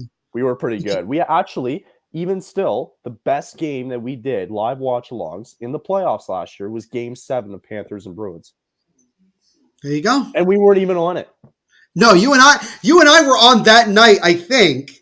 We were on that night, but we were on the Devils Rangers game. Yeah. Yeah, we were doing Devils Rangers Game 7, which was also, well, I mean, it was good from the sense of like the Devils shut out the Rangers, but like that Game 7 for Florida, it went to overtime.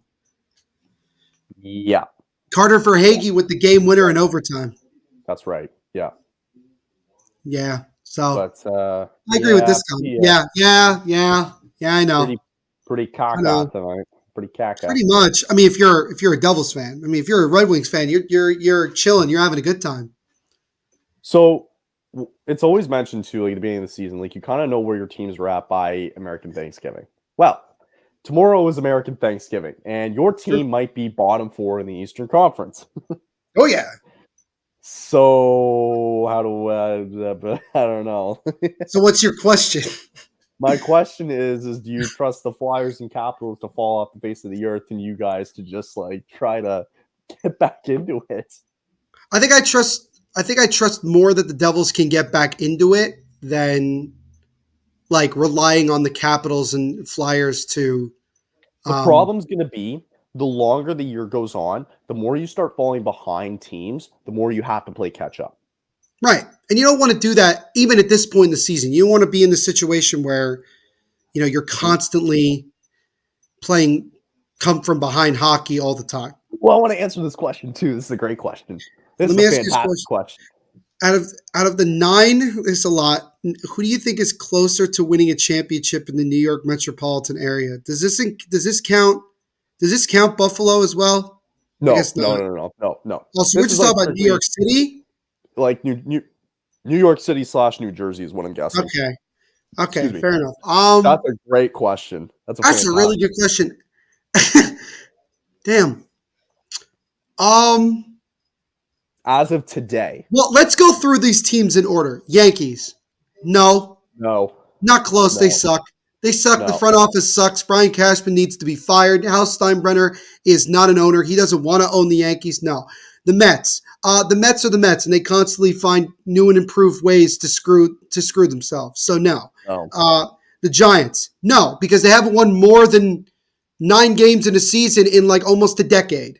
And Tommy DeVito is currently our starting quarterback because Daniel Jones tore his ACL, and our offensive line has been dog water for the last decade plus. Next, the Jets. The Jets stands for just pain. So no, the answer is no. No amount of Aaron Rodgers is going to save that franchise from even trying to avoid having the longest playoff drought of any American sports team. If the Sabres make the playoffs, the Jets are screwed. There is no doubt about it. That's a good point. So you get the Knicks. You know what? The Knicks could if they just keep doing what they're doing. Like, don't go crazy with trying to get a big name player. Keep letting the guys you have develop together. Keep letting Tom Thibodeau do his thing because it seems to be working. And just go from there. Give it time. Get the right superstar. Because the NBA is about winning a championship with a superstar. There's no question about it. 3:45 to go in the second period. We didn't answer the question. I'm answering the question. I'm just trying to tell people where we're at. Okay, right. Nets. All right. I would have said that last year because, KD and Kyrie. Right now, no. They need time. Rangers. The pick would be the Rangers. Probably. If we're looking at success and most recent success, probably the Islanders, no. And the Devils, it's going to take time. Not right now. Not with the way that they're playing tonight. Not right now, no. So I would say the Rangers and then the Knicks. And then there's kind of not a wide gap, there is somewhat of a gap there. The Rangers, it's true. Like, I get it. They're number 1 in the Eastern Conference right now. The Islanders are not in the playoff spot. The Devils are not in the playoff spot. The Yankees suck. Like for the reasons that you just said. The Mets for the reasons like you just said. The Jets have Zach Wilson. The Giants have Tommy DeVito. They also have Daniel Jones. And It is the Rangers. Like, what do you want me to say? They're the only team that just happens to make the playoffs. I'm sorry. All 9 of the other teams, like, what? You think the Knicks are going to win the championship this year? No. Now, I want to just be a little bit fair. And I know some people are going to have a very controversial reaction to this, but I just want to be fair. I'm not from the New York, New Jersey area. There was a New York, New Jersey professional sports team that just won a championship less than 2 weeks ago, and that is Gotham FC of the National Women's Soccer League. Correct. Do people care about that league? I mean, Probably not. I care about it. I love it. I'm very happy for Ali Krieger and Lynn Williams for bringing a championship. And fun fact for everybody, Gotham last year finished in dead last. So to go from dead last to winning the championship in 1 year is pretty remarkable in any sport. So there's that. And I'll add the Red Bulls in it, Major League Soccer. No, the Red Bulls are nowhere near a championship team. Frank, to answer your question, it is basically the women's version of Major League Soccer. And I'm also a Red Bulls fan as well, and the Red Bulls are trash.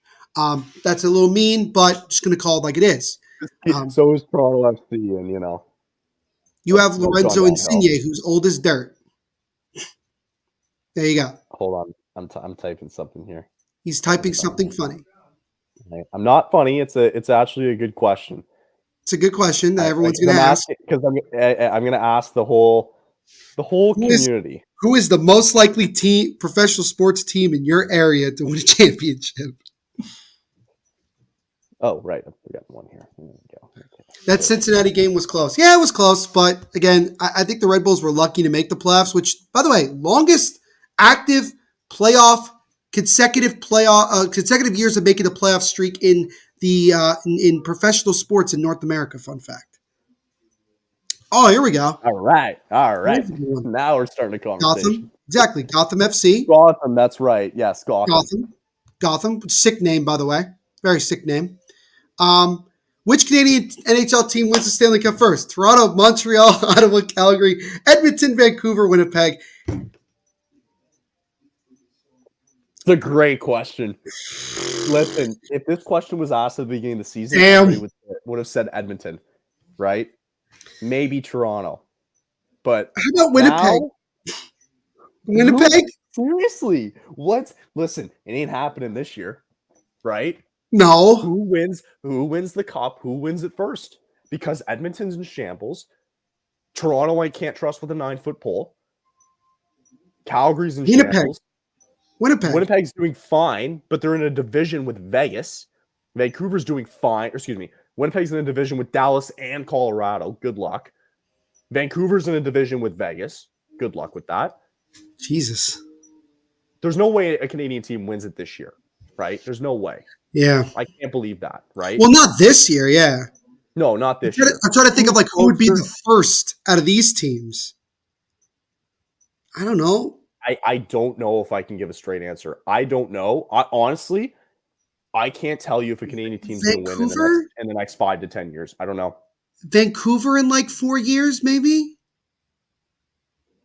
I don't know.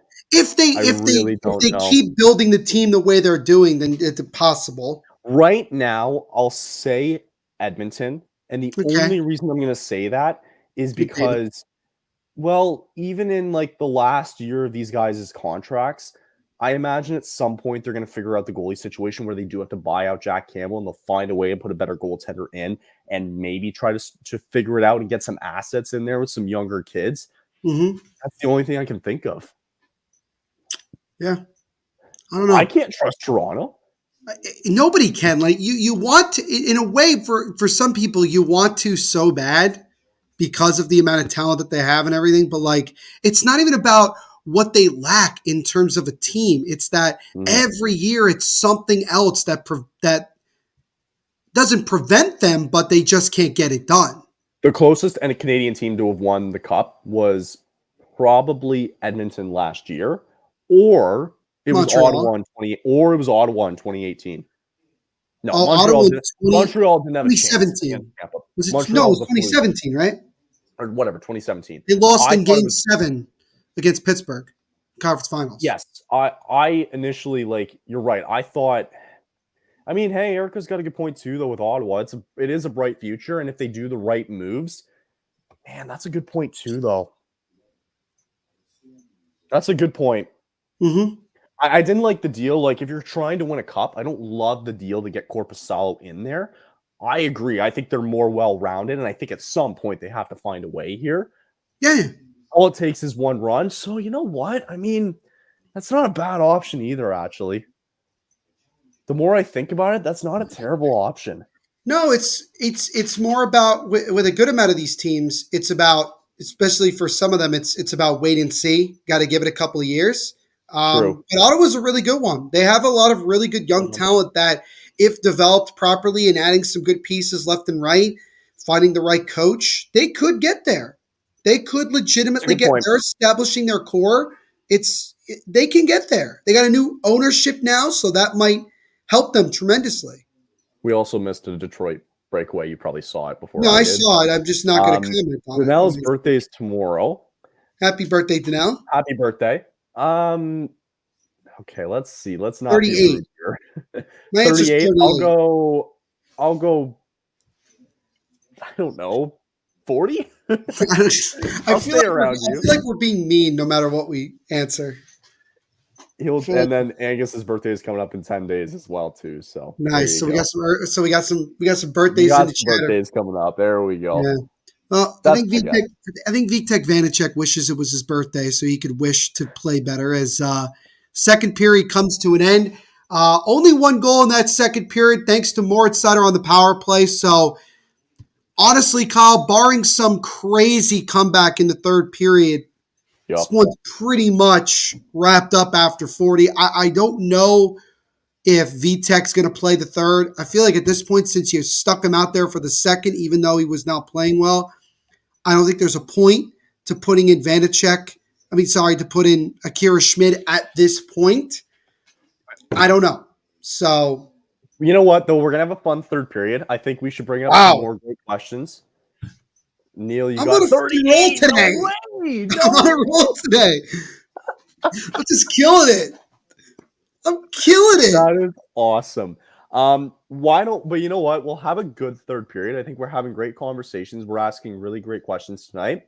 I want everybody to as well. If they have any other questions that we want to do at intermission and going into the third period, we'll all get some interaction in and we'll try to figure out some more good questions and good things to ask. And I think that's how we'll do this third period, because I think this is going to be a very slow third period considering it's 4-0. We'll see. But while we get ready, we're going to step aside for another moment to get another word from our sponsor. Hit it, Kyle.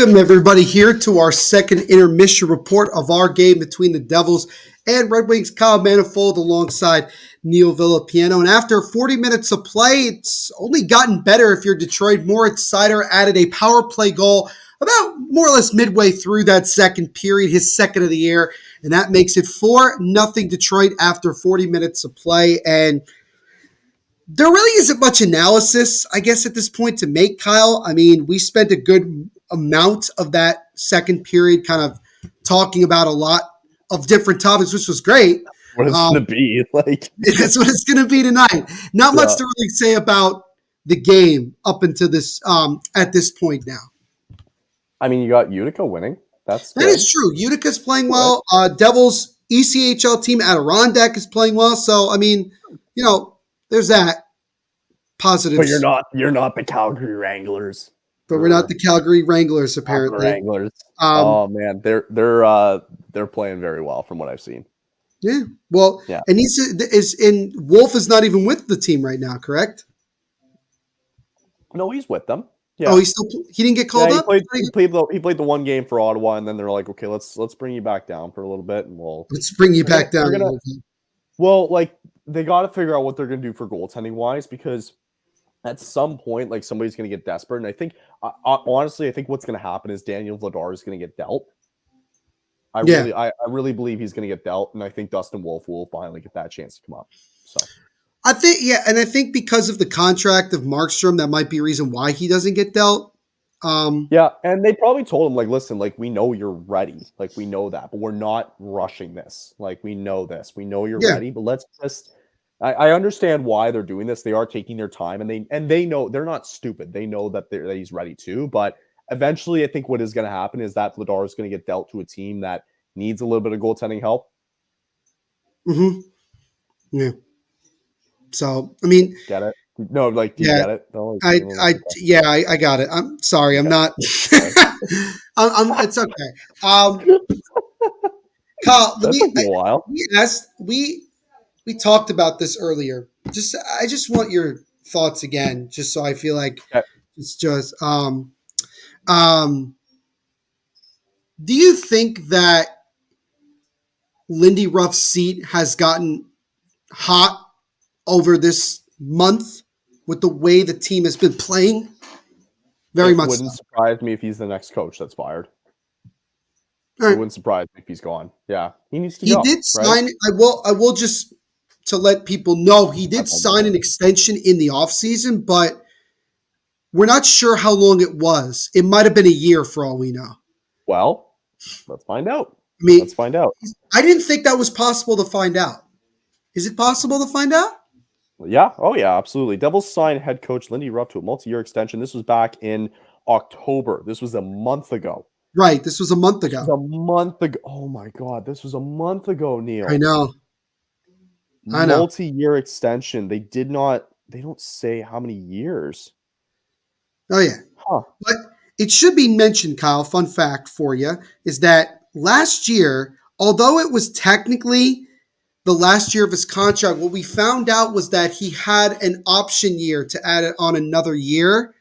So He was already under contract when he signed the extension, if that makes sense. Do you really want to know how long? Should also just mention really quickly, it's just getting worse for Edmonton. It's 5-1. Yeah, I saw that. That's right. I don't know. I just want to mention it. So I want to know what it is.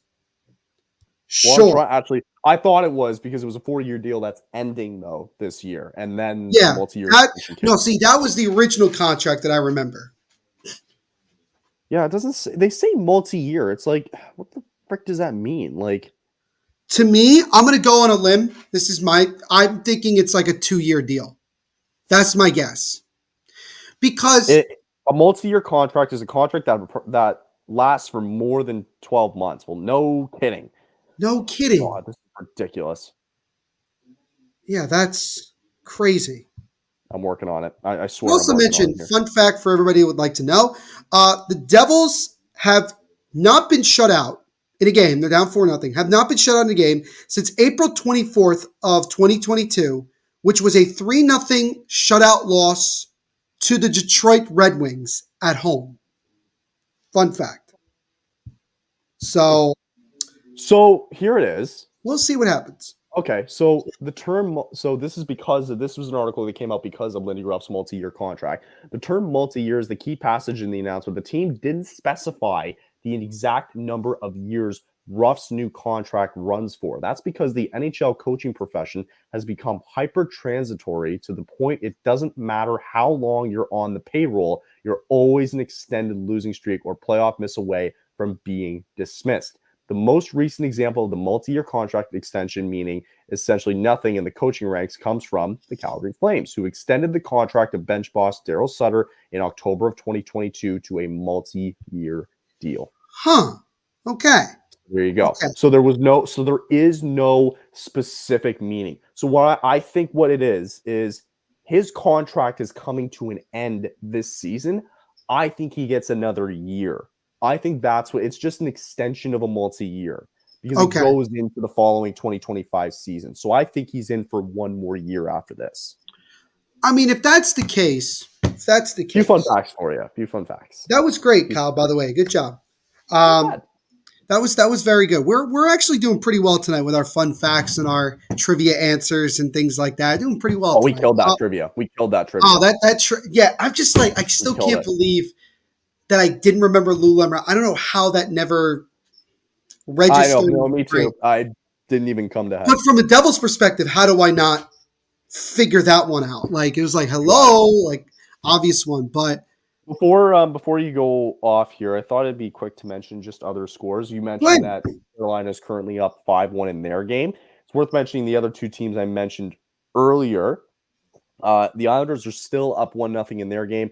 The Columbus Blue Jackets are up 7-1. Nice. Yeah. 7-1 at the end of the second period over Chicago. Buffalo currently up 3-2 at the end of 2 against the Capitals. The Rangers still lead 1-0 against Pittsburgh. You can check that out on another live stream as Jimmy is still covering that game. Hurricanes are up 5-2 now. It's not 5-1. It's 5-2 now. 5-2. Lightning and Jets are tied 2-2. The Bruins are currently up 3-1 at the end of the second. And in this one, Red Wings lead 4-0. So there you go. And there's still some really good games coming on later on tonight. It is only about, it's not even 9 o'clock yet on the East Coast. That shows you how much this game has just flown by. Real quick. In that Blue Jackets 7-1 lead, Laine and Gaudreau haven't scored. How crazy is that? Has Fantilli scored?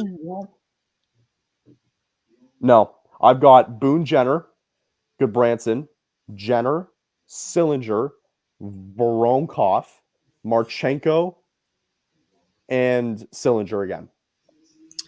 Cole Sillinger has 2 goals tonight. Gaudreau and Laine do not have a goal. I got to be honest with you, Kyle. Wait. No, hold on. Wait. No, sorry, it's Laine. Laine has a goal. My bad. Oh, okay. Goal. My bad. Laine has the 7th goal. I got to be honest with you. I don't think either one of those guys wants to be there. I just don't. Which begs the question to Johnny Gaudreau. Why the hell did you sign the contract in the first place? I have a good theory about it, but my theory is this. He wanted to go back home to South Jersey. He's from South Jersey. He's from Salem, I think, New Jersey. Noting, we'll bring this up. Wings fan, as far as I've seen, if the Wings played as aggressively with every opponent as they do with Boston, we'd be doing much better. Well, I mean, Tom, you got to be happy about this performance tonight, no? I mean, this is exactly. You got to be pretty happy. Let's see, 4 goals, out shooting them, out hitting them. Face-offs are about the same. Blocked more shots. I mean, they've dominated. If you get this type of performance every night, you're going to win the Stanley Cup. There's just no doubt about it. This is going to be a much needed win for Detroit after the tough losses in the Global Series. To come home and play like this, good for them. This will go a long way. For sure. Continue with your theory, though. My theory is that he wanted to sign with the Flyers. The Flyers didn't have the money, and the Flyers were not in the direction of they wanted to go and win at the moment, or they weren't ready to go win. Sign big guys to go win. Yeah, exactly. The two teams that supposedly before the Blue Jackets jumped in at the last minute on the first day of free agency, the two teams that gave him long-term deals were the Devils and the Islanders. And I just don't think that Johnny Gaudreau, I mean, he admitted it himself when he was on, I think he was on Spit and Chicklets when he said this. He said something along the lines of like, it was basically New Jersey, and he said he was thrilled when Columbus called, which basically tells me he didn't want to sign in New Jersey. He didn't want to go to the Devils. He didn't want to play for his team's quote unquote biggest rival. He didn't want to do that. Maybe he didn't believe in where the Devils were going, which at the time, I guess I could kind of understand where he was coming from. And so he took the next best thing. But and that's what I'm saying. The quote that he made afterwards also was like him backtracking what he was really wanting, where he said, I wanted to go home, but not go too close to home. Yeah. I would also like to mention that his wife is a nurse or a doctor. And I know in Columbus, they have a very, very good medical program there. So like, I mean, that's a factor in this, but I would argue to say his wife could have also worked in New York City as well. Just a point. But that's my theory. Sure. Is it a well thought out one? Like, I'm not at this point. I'm not mad about it with Gaudreau. It is what it is. He did what he did. So yeah, that's my theory so far. But apparently local games are being blacked out on ESPN. That is true. Yep. Anyway, we got you. Yeah, no problem, Tom. Tom, just in case you are new here, first of all, welcome. Thank you for hanging out with us. Unfortunately, for copyright reasons, we can't actually show the game. So we do apologize for that up front. We'll get there one day. We will get there one day. We will get to where Steve Dangle was with Sportsnet when he was working there. And he was technically allowed. I mean, he was allowed to because it was freaking Sportsnet. Stupid networks. stupid copyright. Stupid laws. I hate laws. I hate laws. I hate laws. Laws are boring. Listen, it's stupid, though, because it's like if we could charge a fair price, right, on our network to just stream the game, where guys would just charge a certain percentage and we would give a certain percentage to that network, then everybody would be happy. Yeah. Like, what's the big deal? Yep. Anyway. Oh, Angus also just said this. St. Louis game is blacked out too. Bro, you can't watch your own team and your own network. Bally and ESPN have been bad this year for blackouts, awesome. From what I've heard. Yeah, awesome. It's been pretty ugly. As Connor checking in. What's going on, Connor? Good to see you, man. Can you get hit with copyright behind a paywall? That's what Tom was asking. Like the theory that I just mentioned? That's a question. I don't know. Think because scared. It's tough because I think it's tough because YouTube has gotten so strict with their rules and their regulations and their copyright. So like as much as it would be nice to be like for us as a network, if I were to approach Bally, for example, right, and be like, hey, we want to be able to stream some games on our channel, right? They would probably be like, yeah, if you can charge a certain percentage where we would be able to also retain a little bit from whatever the charges are. Yeah. Yep. That'd be great. But that's not the problem. It's YouTube that's the issue because they are the hosting platform, right? Yeah. So if there comes a day where Bally has their own service site, such as YouTube, and they decided to do that, then maybe that's a different avenue. But because YouTube has done so with like their strict copyright rules and their regulations, it just makes things challenging, right? So, and but that's why Sportsnet and Steve Dangle worked out so well, right? Yeah, for sure. I was personally surprised that they were that. I was surprised that YouTube allowed that. Yeah, I was too. I am because because you're basically. I couldn't believe it. I couldn't believe that happened. There must have been some I don't want to say under the table deal, but maybe it was that was able to allow that to happen. I don't know. There's a lot of particulars that are beyond what I would be able to understand. That would make sense. I mean, look, I would love for us to get to a point where we could actually show the game while talking about it because I think that would be great. But what's to us to say though? What if we get a representative from Bally, for example? I don't know. I listen. I don't know how this all works, but yeah. Well, We'll see. We'll see if we ever get to that point. I think it will, because I think eventually this whole like TV cable stuff is going to go down the drain, and this is where it's going to go to, and we're going to jump on it. Third period is now underway again. 4-0 Detroit here over the Devils. 3 goals in the first period. Red Wings added a 4th goal on the power play in the second. For the Devils, they've pretty much done nothing. I mean, they're kind of just going through the motions. And I think right now, if you're Detroit, you kind of just want to get to that part of, you want to get to the point where like you're not doing too much. You don't want anybody to get hurt or anything like that. You just want to get through the game. If you guys want to jump the line stream ahead of the Rangers game, I wouldn't mind doing that. No, I get here. I'll do this really quickly. I can flip over. We're a little bit ahead. I wouldn't mind doing that. Yeah, I could flip over really quick because I actually, funny enough, MSG Networks does the Devils, the Rangers, and the Islanders, and the Sabres. But I'm you know what? I will be doing that. I think I'm going to go out. I think I'll go over after. I'll go hang out with Jimmy for the end. Yeah, if you want, it's all good. Yeah. I could check over on the Flyers game right now if I felt like it. Let's see what's going on here. Not much to really report. I think the third period might be Angus makes a good point. The NHL ought to go to Apple TV like the MLS. I agree. I don't know why Apple hasn't taken advantage. It surprisingly ended up working out pretty well from what I heard from people who had the MLS subscription via Apple TV, that it worked out well. Now most of the money from the Apple TV contract and MLS contract is going towards who's the one guy, right? Lionel Messi. Going towards him, right? Going toward I guarantee you they were trying to they were convincing. They were saying, look, we'll give you we'll give you X percentage amount of the revenue that we get from Apple TV. The dollars, baby. It's all about the dollars. The only reason Messi cares that much about the money at this point? I guess so. Oh God, yeah. All these soccer players? Oh God, yeah. Absolutely. Yeah. It's all about the money. The only reason the MLS is surviving these days is because of the money. That's it. Connor, to answer your question, I did actually flip over to the Islanders game because I literally can. It's 2-1 Islanders, 5:42 to go in the second. They're not even in the third yet. This game is going to be the game we're doing tonight, the Kyle and I are doing, is probably going to be the first one to be done tonight. I think that's crazy. I'm not even joking. I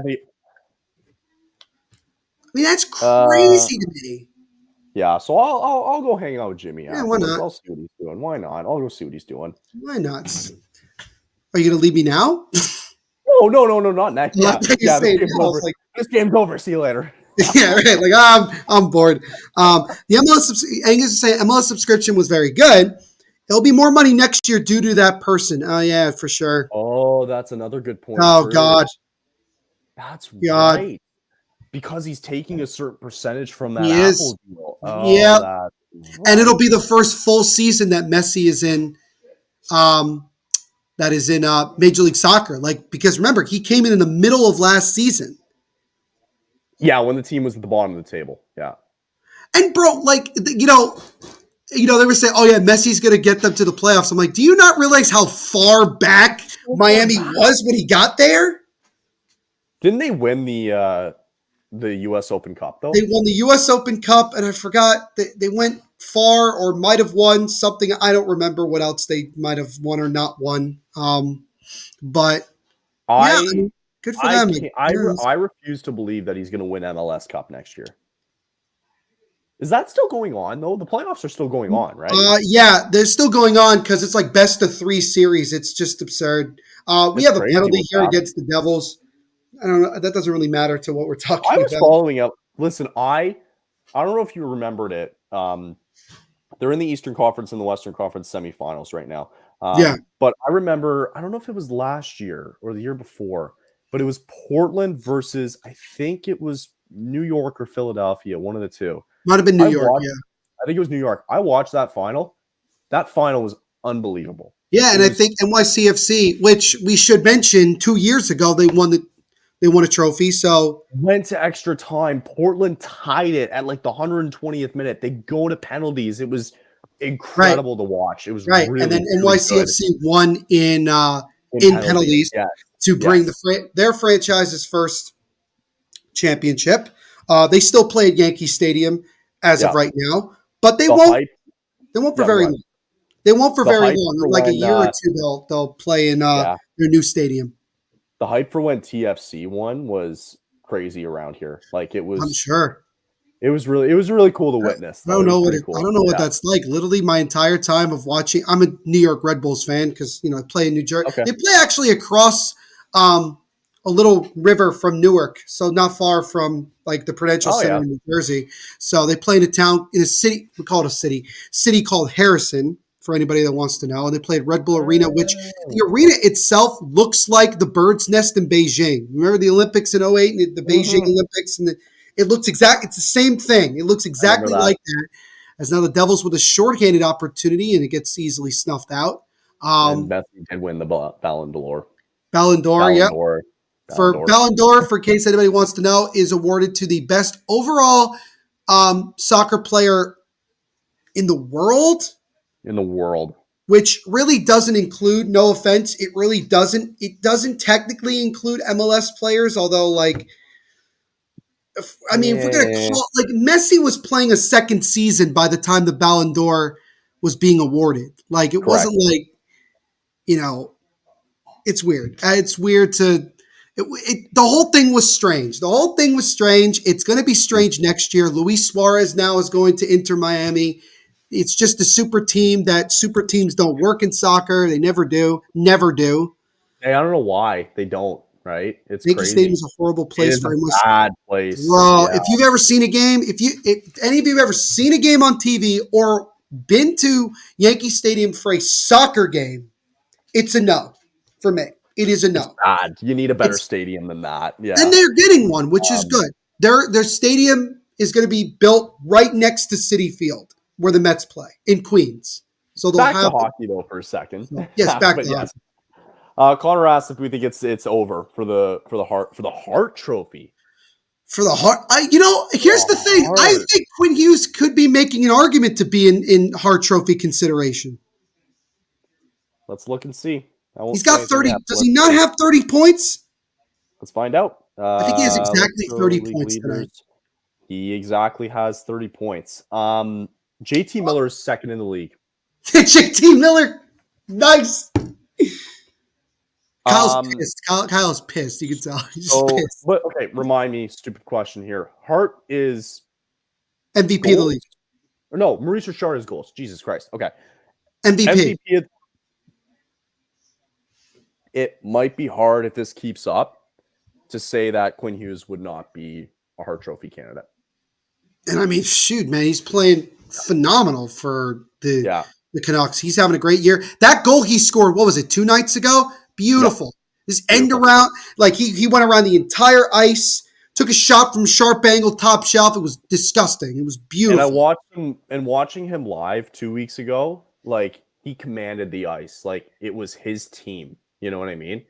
Every time they were on a power play, it was him being the quarterback of this team. And that's all it was. Okay. I appreciate that. Buddy. Kyle's not. I am. Kyle's not. Kyle's a Flames fan. He wants his team to lose.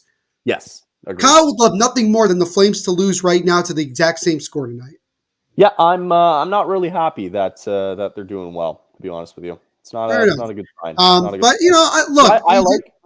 I like my first round draft pick. That'd be nice. We're teetering on the edge of top 10 right now. So right. There's that. And in terms of Jesus, look, it's hard when you're down 4-0 and not playing well at all. Pretty pissed off that we're winning right now. I'm pretty pissed off that we're not winning right now. Also true. Kyle and I should switch places. Yeah, I would. Yeah, that's a good point. Kyle sounds like he's very hesitant. We're not wearing Edmonton colors, lad. What? For Quinn I don't get it. I'm confused. Connor's a Canucks fan. I think Connor's a Canucks fan. But no, like Connor is a Canucks fan.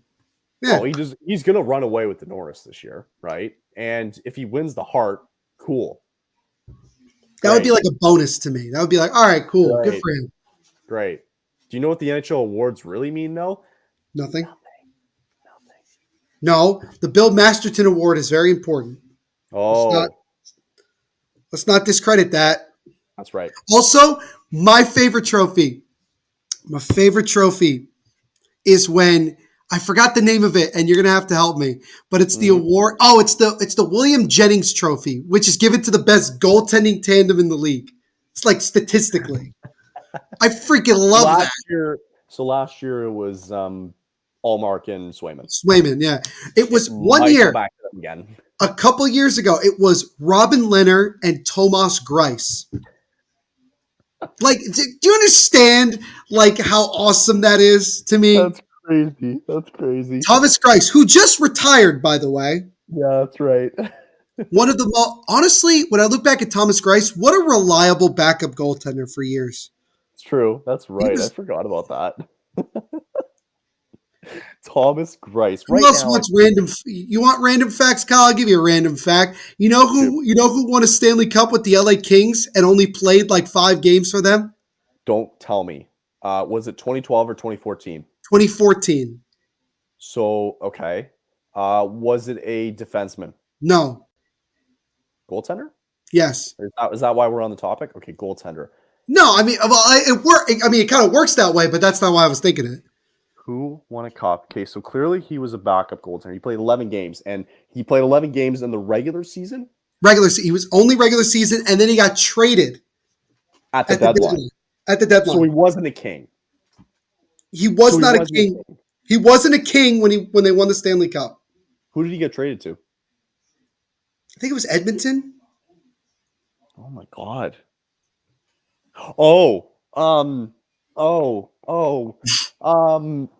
What's his name? I feel like Kyle's getting it. I feel like he knows what I'm.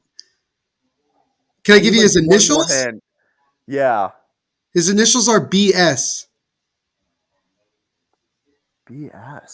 BS. Oh, okay, this is not the person I was thinking of then. Who are you thinking of?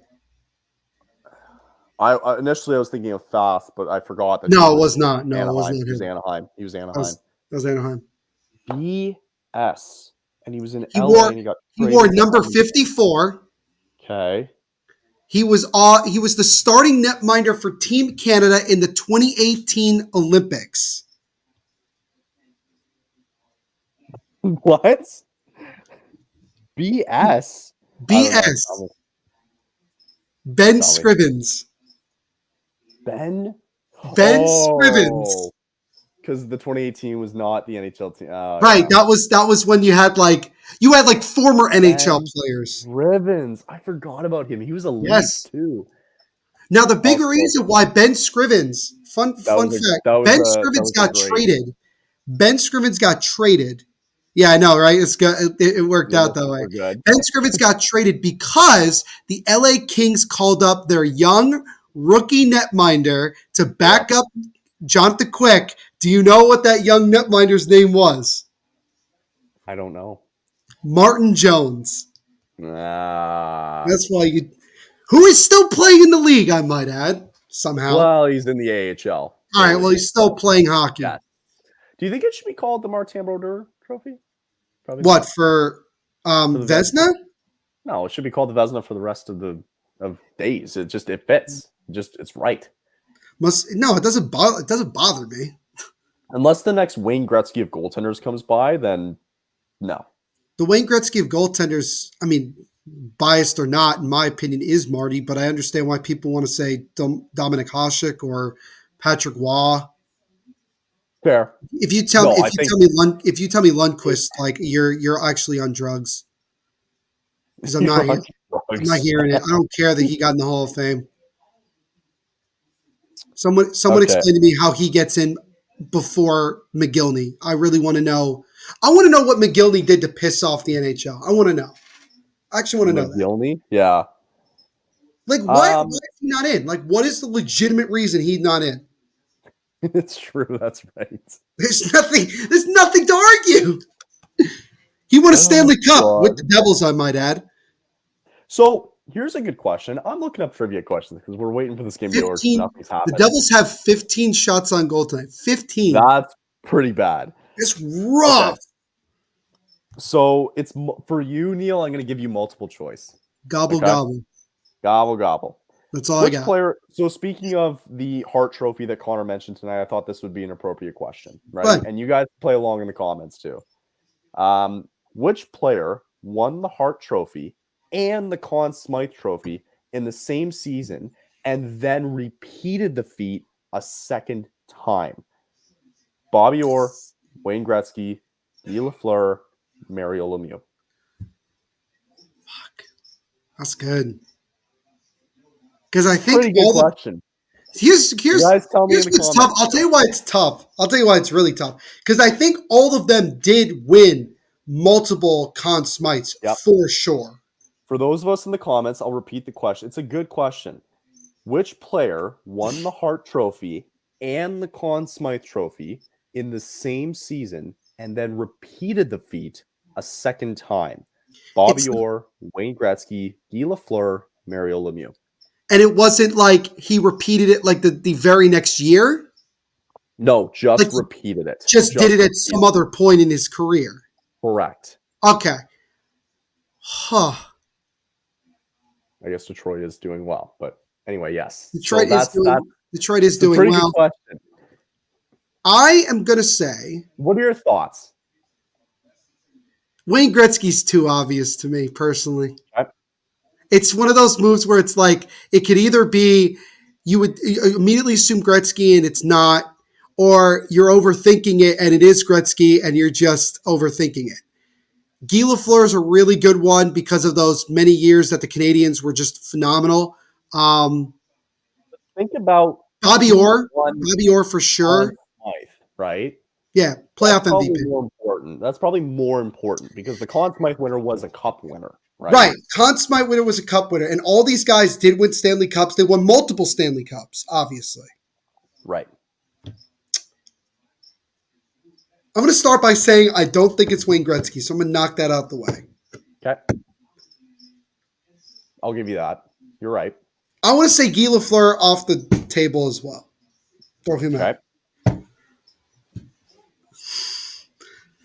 I'm gonna be wrong, but I'm not gonna keep knocking him off. Like you gotta. Yeah, no. I know. No, I didn't expect you to tell me like, okay, good, you were right about that, or good. Like, no, I just want to. All right. Okay. I'm gonna go. My final answer is I'm gonna go with Mario. What? Sorry, this is like Who Wants to Be a Millionaire? Yeah, right. That's why you gotta have that pause before you tell me if I'm right or not. You gotta like wait. I'm gonna go with Mario Lemieux on this one. It's Bobby Orr. Ah, shit. Bobby Orr. Of course, I was on the right track by going like, well, Gretzky's too obvious. Guy Lafleur, great player, but like there were so many good players on his team. Mario Lemieux, the only reason in my brain it made sense was just because of the fact that, well, he only went twice. Like, who won it? One of the years. Oh, you know what? I'll tell you. Oh, you know what? I'm kind of cutting out here. I think my Wi-Fi is bad. It shows me the bar that my connection's unstable. I think I'm on my wrong Wi-Fi. Here, give me 1 second. I'm just going to switch over to my other Wi-Fi. Yeah, no cut out so, like, I guess for me, Bobby Orr does make a lot of sense, guys, honestly, when you think about it. I mean, it's like phenomenal defenseman, arguably the greatest defenseman of all time. I could ride with that. I could totally ride with that. You're good, Kyle. Okay, I'm back. All right, perfect. Thank you. Yeah, no, Bobby Orr, that was a good one. I feel good about the fact that, like, I didn't eliminate Bobby Orr when I was doing my elimination. I kept him in. Yep. But I'll tell you the fact though. So Bobby Orr won 3 straight league Hart trophies as league MVP in the early 1970s, and in 2 of those years, Orr captured the Conn Smythe Trophy as MVP in 1970 and in 1972. How about that? So that's there you awesome. Go.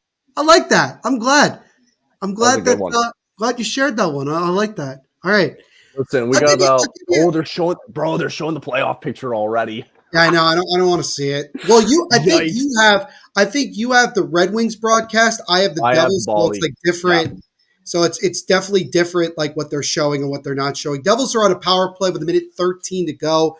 In this, a minute 13 to go, on their power play, 7-13 and ticking here. Again, it's only 9-15, guys. I mean, this game has absolutely flown by. And I think at this point, I think both teams want it to continue to be that way, as now the Devils come in with a shot that just goes wide. By the way, Devils, again, trying to avoid being shut out for the first time since April of 2022 against the Red Wings. So there's a crazy fact for you. Hadn't thought about it. It's been well over 100 games since the Devils have been shut out, which is pretty remarkable if you ask me, that they've gone this long. I agree. And, what a diving save by Alex Lyon there. Open net for Jack Hughes. Denied him on that one. I'm surprised he wasn't able to finish that. Oh, yeah, that really should have been a goal. Looked, that's why I said, and it's not going to happen tonight. And wrong, as the Red Wings clear. But, our good buddy Andrew B is jumping in, saying what's up. Good to see you, Andrew. Happy early Thanksgiving if you celebrate it. Happy Thanksgiving Eve. Hope you enjoy with your family, as Jack Hughes just completely, Eric Holla just whiffed on a shot. Yeah, Kyle's just ready for another classic Thursday, except he'll get to watch a lot of football. True. Well, I'm going to try. I'll try and watch the Lions game tomorrow. Next game for the Devils, a 3 o'clock start time. 3 o'clock, by the way. 3 o'clock start time on Friday, Black Friday, against the Columbus Blue Jackets. And that will have major implications because, Kyle mentioned it before, Blue Jackets are well on their way to a decisive win over the Blackhawks tonight. With that win, and obviously with the Devils on their way to losing tonight, the Blue Jackets will be just 2 points behind the Devils in the standings for, I think I want to say, last place in the Metro at this point. Pretty sure. It's a big game. You can't lose that game at home, of all things, too. So, correct. Yeah. We'll see. We'll see if the Devils can rebound. I mean, we keep hoping that they're going to rebound. They are going to drop now to be 6 out of their last 7 games. Clearly not at the this is not anywhere near the level that they're capable of playing at. And, changes need to be made. And we'll see if and when they actually make them. So we'll see. It's a tough night tonight. It's a tough night. It's just overall bad. Honestly. There's nothing good. There's nothing good to me that's going to come out of this. Personally, I can't think of one thing that I say, it's pretty good. No, it's just a bad game. Yeah, it's just a bad game overall. So, we'll see what happens in the next one. But I got a great question. Hold on. Yeah, Let's do one more. I got one more. It is a Devil's question because I thought we were a Devil's. Is this a trivia question or a regular question? Yeah, it's a trivia question. I'll give you it. We have 15 games on Friday. I think everybody's playing on Friday. So. Yes, everybody's playing on Friday. Let's agree to that. I'd rather you all watch that than force yourselves to watch the Jets play the Dolphins on Amazon Prime, because nobody wants to watch that shit. Dolphins are going to smoke them. So, my one Devils question for the evening. Which Devils coach told referee Don Koharski to have another donut? Which Devils coach told referee Don Koharski to have another donut? That is a very easy one, and that is Jim Schoenfeld. Oh, you knew that. Good for you. Well, I know my Devils history pretty well, so that one was good. Okay, good. I'm glad you knew that. No, let me take it a step further. I'll take you a step further. This will really blow your mind. Right, so the very next game, right? Jim Schoenfeld, he was suspended. He was supposed to not coach. Well, he ended up showing up and stood on the bench when the teams took the ice for the next game. Well, the refs decided to protest and refuse to come out. So they got replacement refs wearing these yellow shirts that were on the ice ready to coach, ready to do that game. So that's fun. Also, by the way, we do have I finished my wine tonight. So I'm chilling. We were ahead of the game. Listen, we had to do something tonight because it hasn't been a great game tonight. It has not, unfortunately. Updating people on other games around the league. It's now 5-3 Carolina as Edmonton's slowly crawling back into that game. Boston currently up 3-1. It's still tied in Tampa between the Jets and the Lightning. Rangers still up 1-0 with 8:55 to go. The Sabres are up 3-2. The Jackets are up 7-2.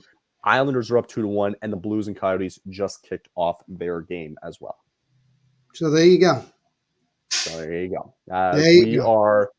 Jack Hughes just snapped his stick on the bench. I got to be honest with you. I think most likely the Devils' streak of not being shut out is probably going to end tonight. It just doesn't feel like the Devils did have a power play moments ago and didn't do much on it. So I feel like, it was going to end at some point, and maybe getting shut out and just not having any positives at all, right, might be good. I'm trying to get to a point where I say to myself, okay, this is about as low as the team can be right now, and they can only go up. And that's all I can hope for as a fan. Because as a fan, there isn't anything I can do. There's nothing we can do. Just sit there and watch and hope, right? That's all we can do. You have to. You got to ride with this team, man. Play better. You got to ride with this and play better. Unfortunately, just play better. There's no doubt about it. So we'll see. We'll see how things go. Kyle, I'll give you a trivia question. We still have some more time here. I love it. We got about 2 minutes here. Yeah, this one will be quick. I feel like this one is fairly easy, so I wouldn't be surprised if you got it. So, who was the last player to win the Conn Smythe as playoff MVP, but was on the losing team? And he was on the losing team. He was on the losing team. They did not win the cup, but he won the Conn Smythe. Was it 2000s and later on?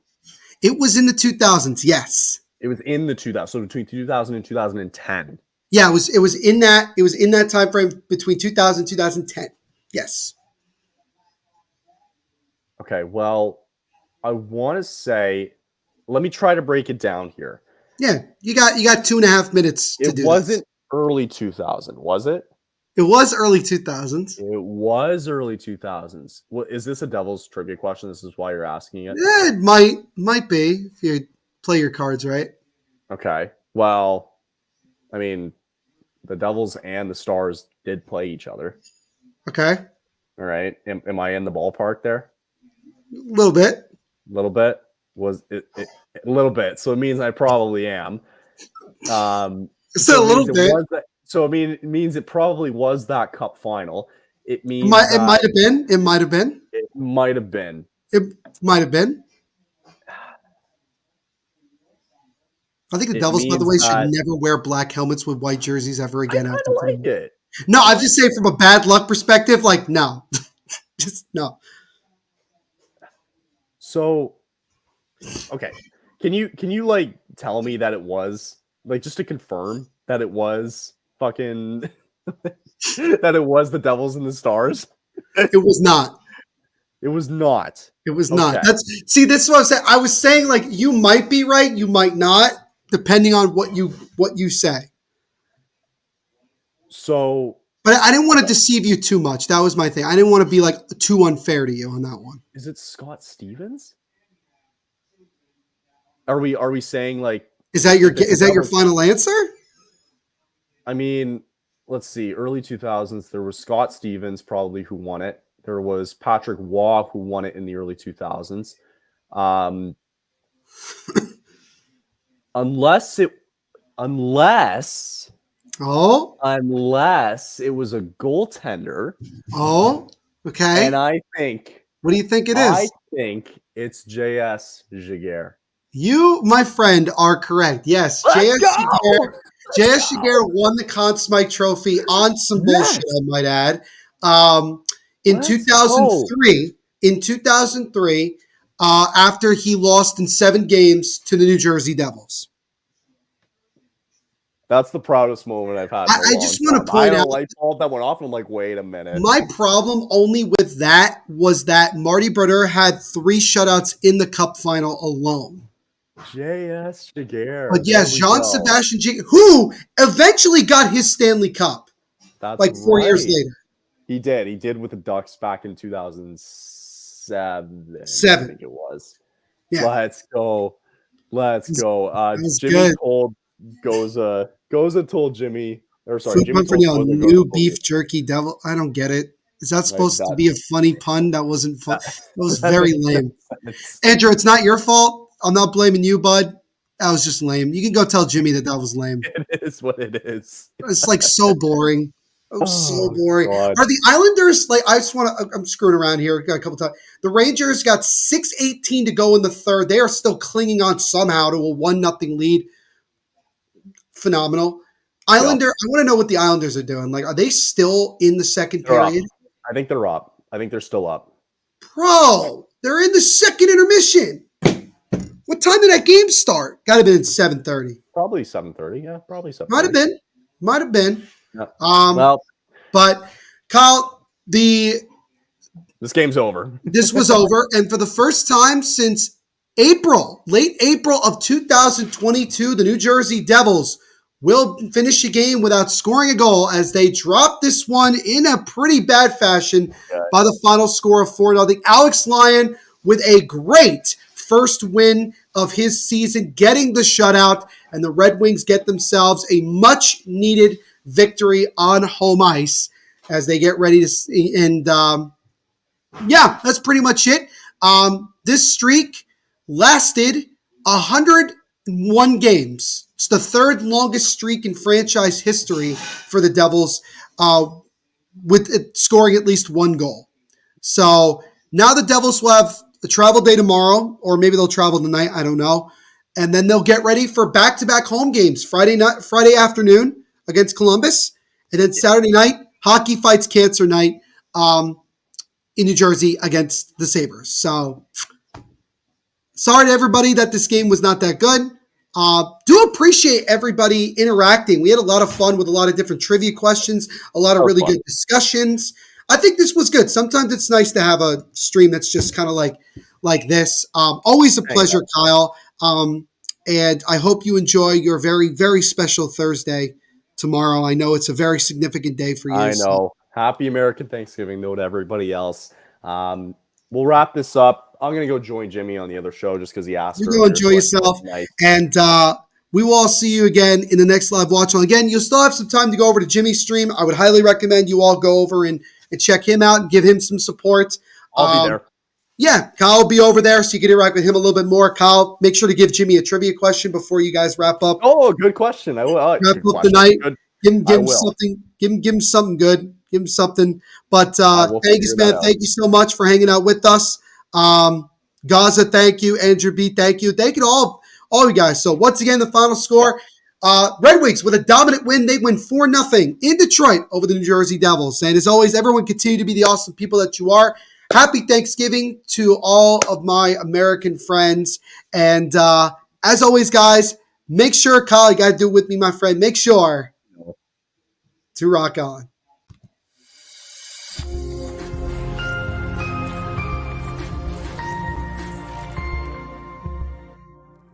Say something.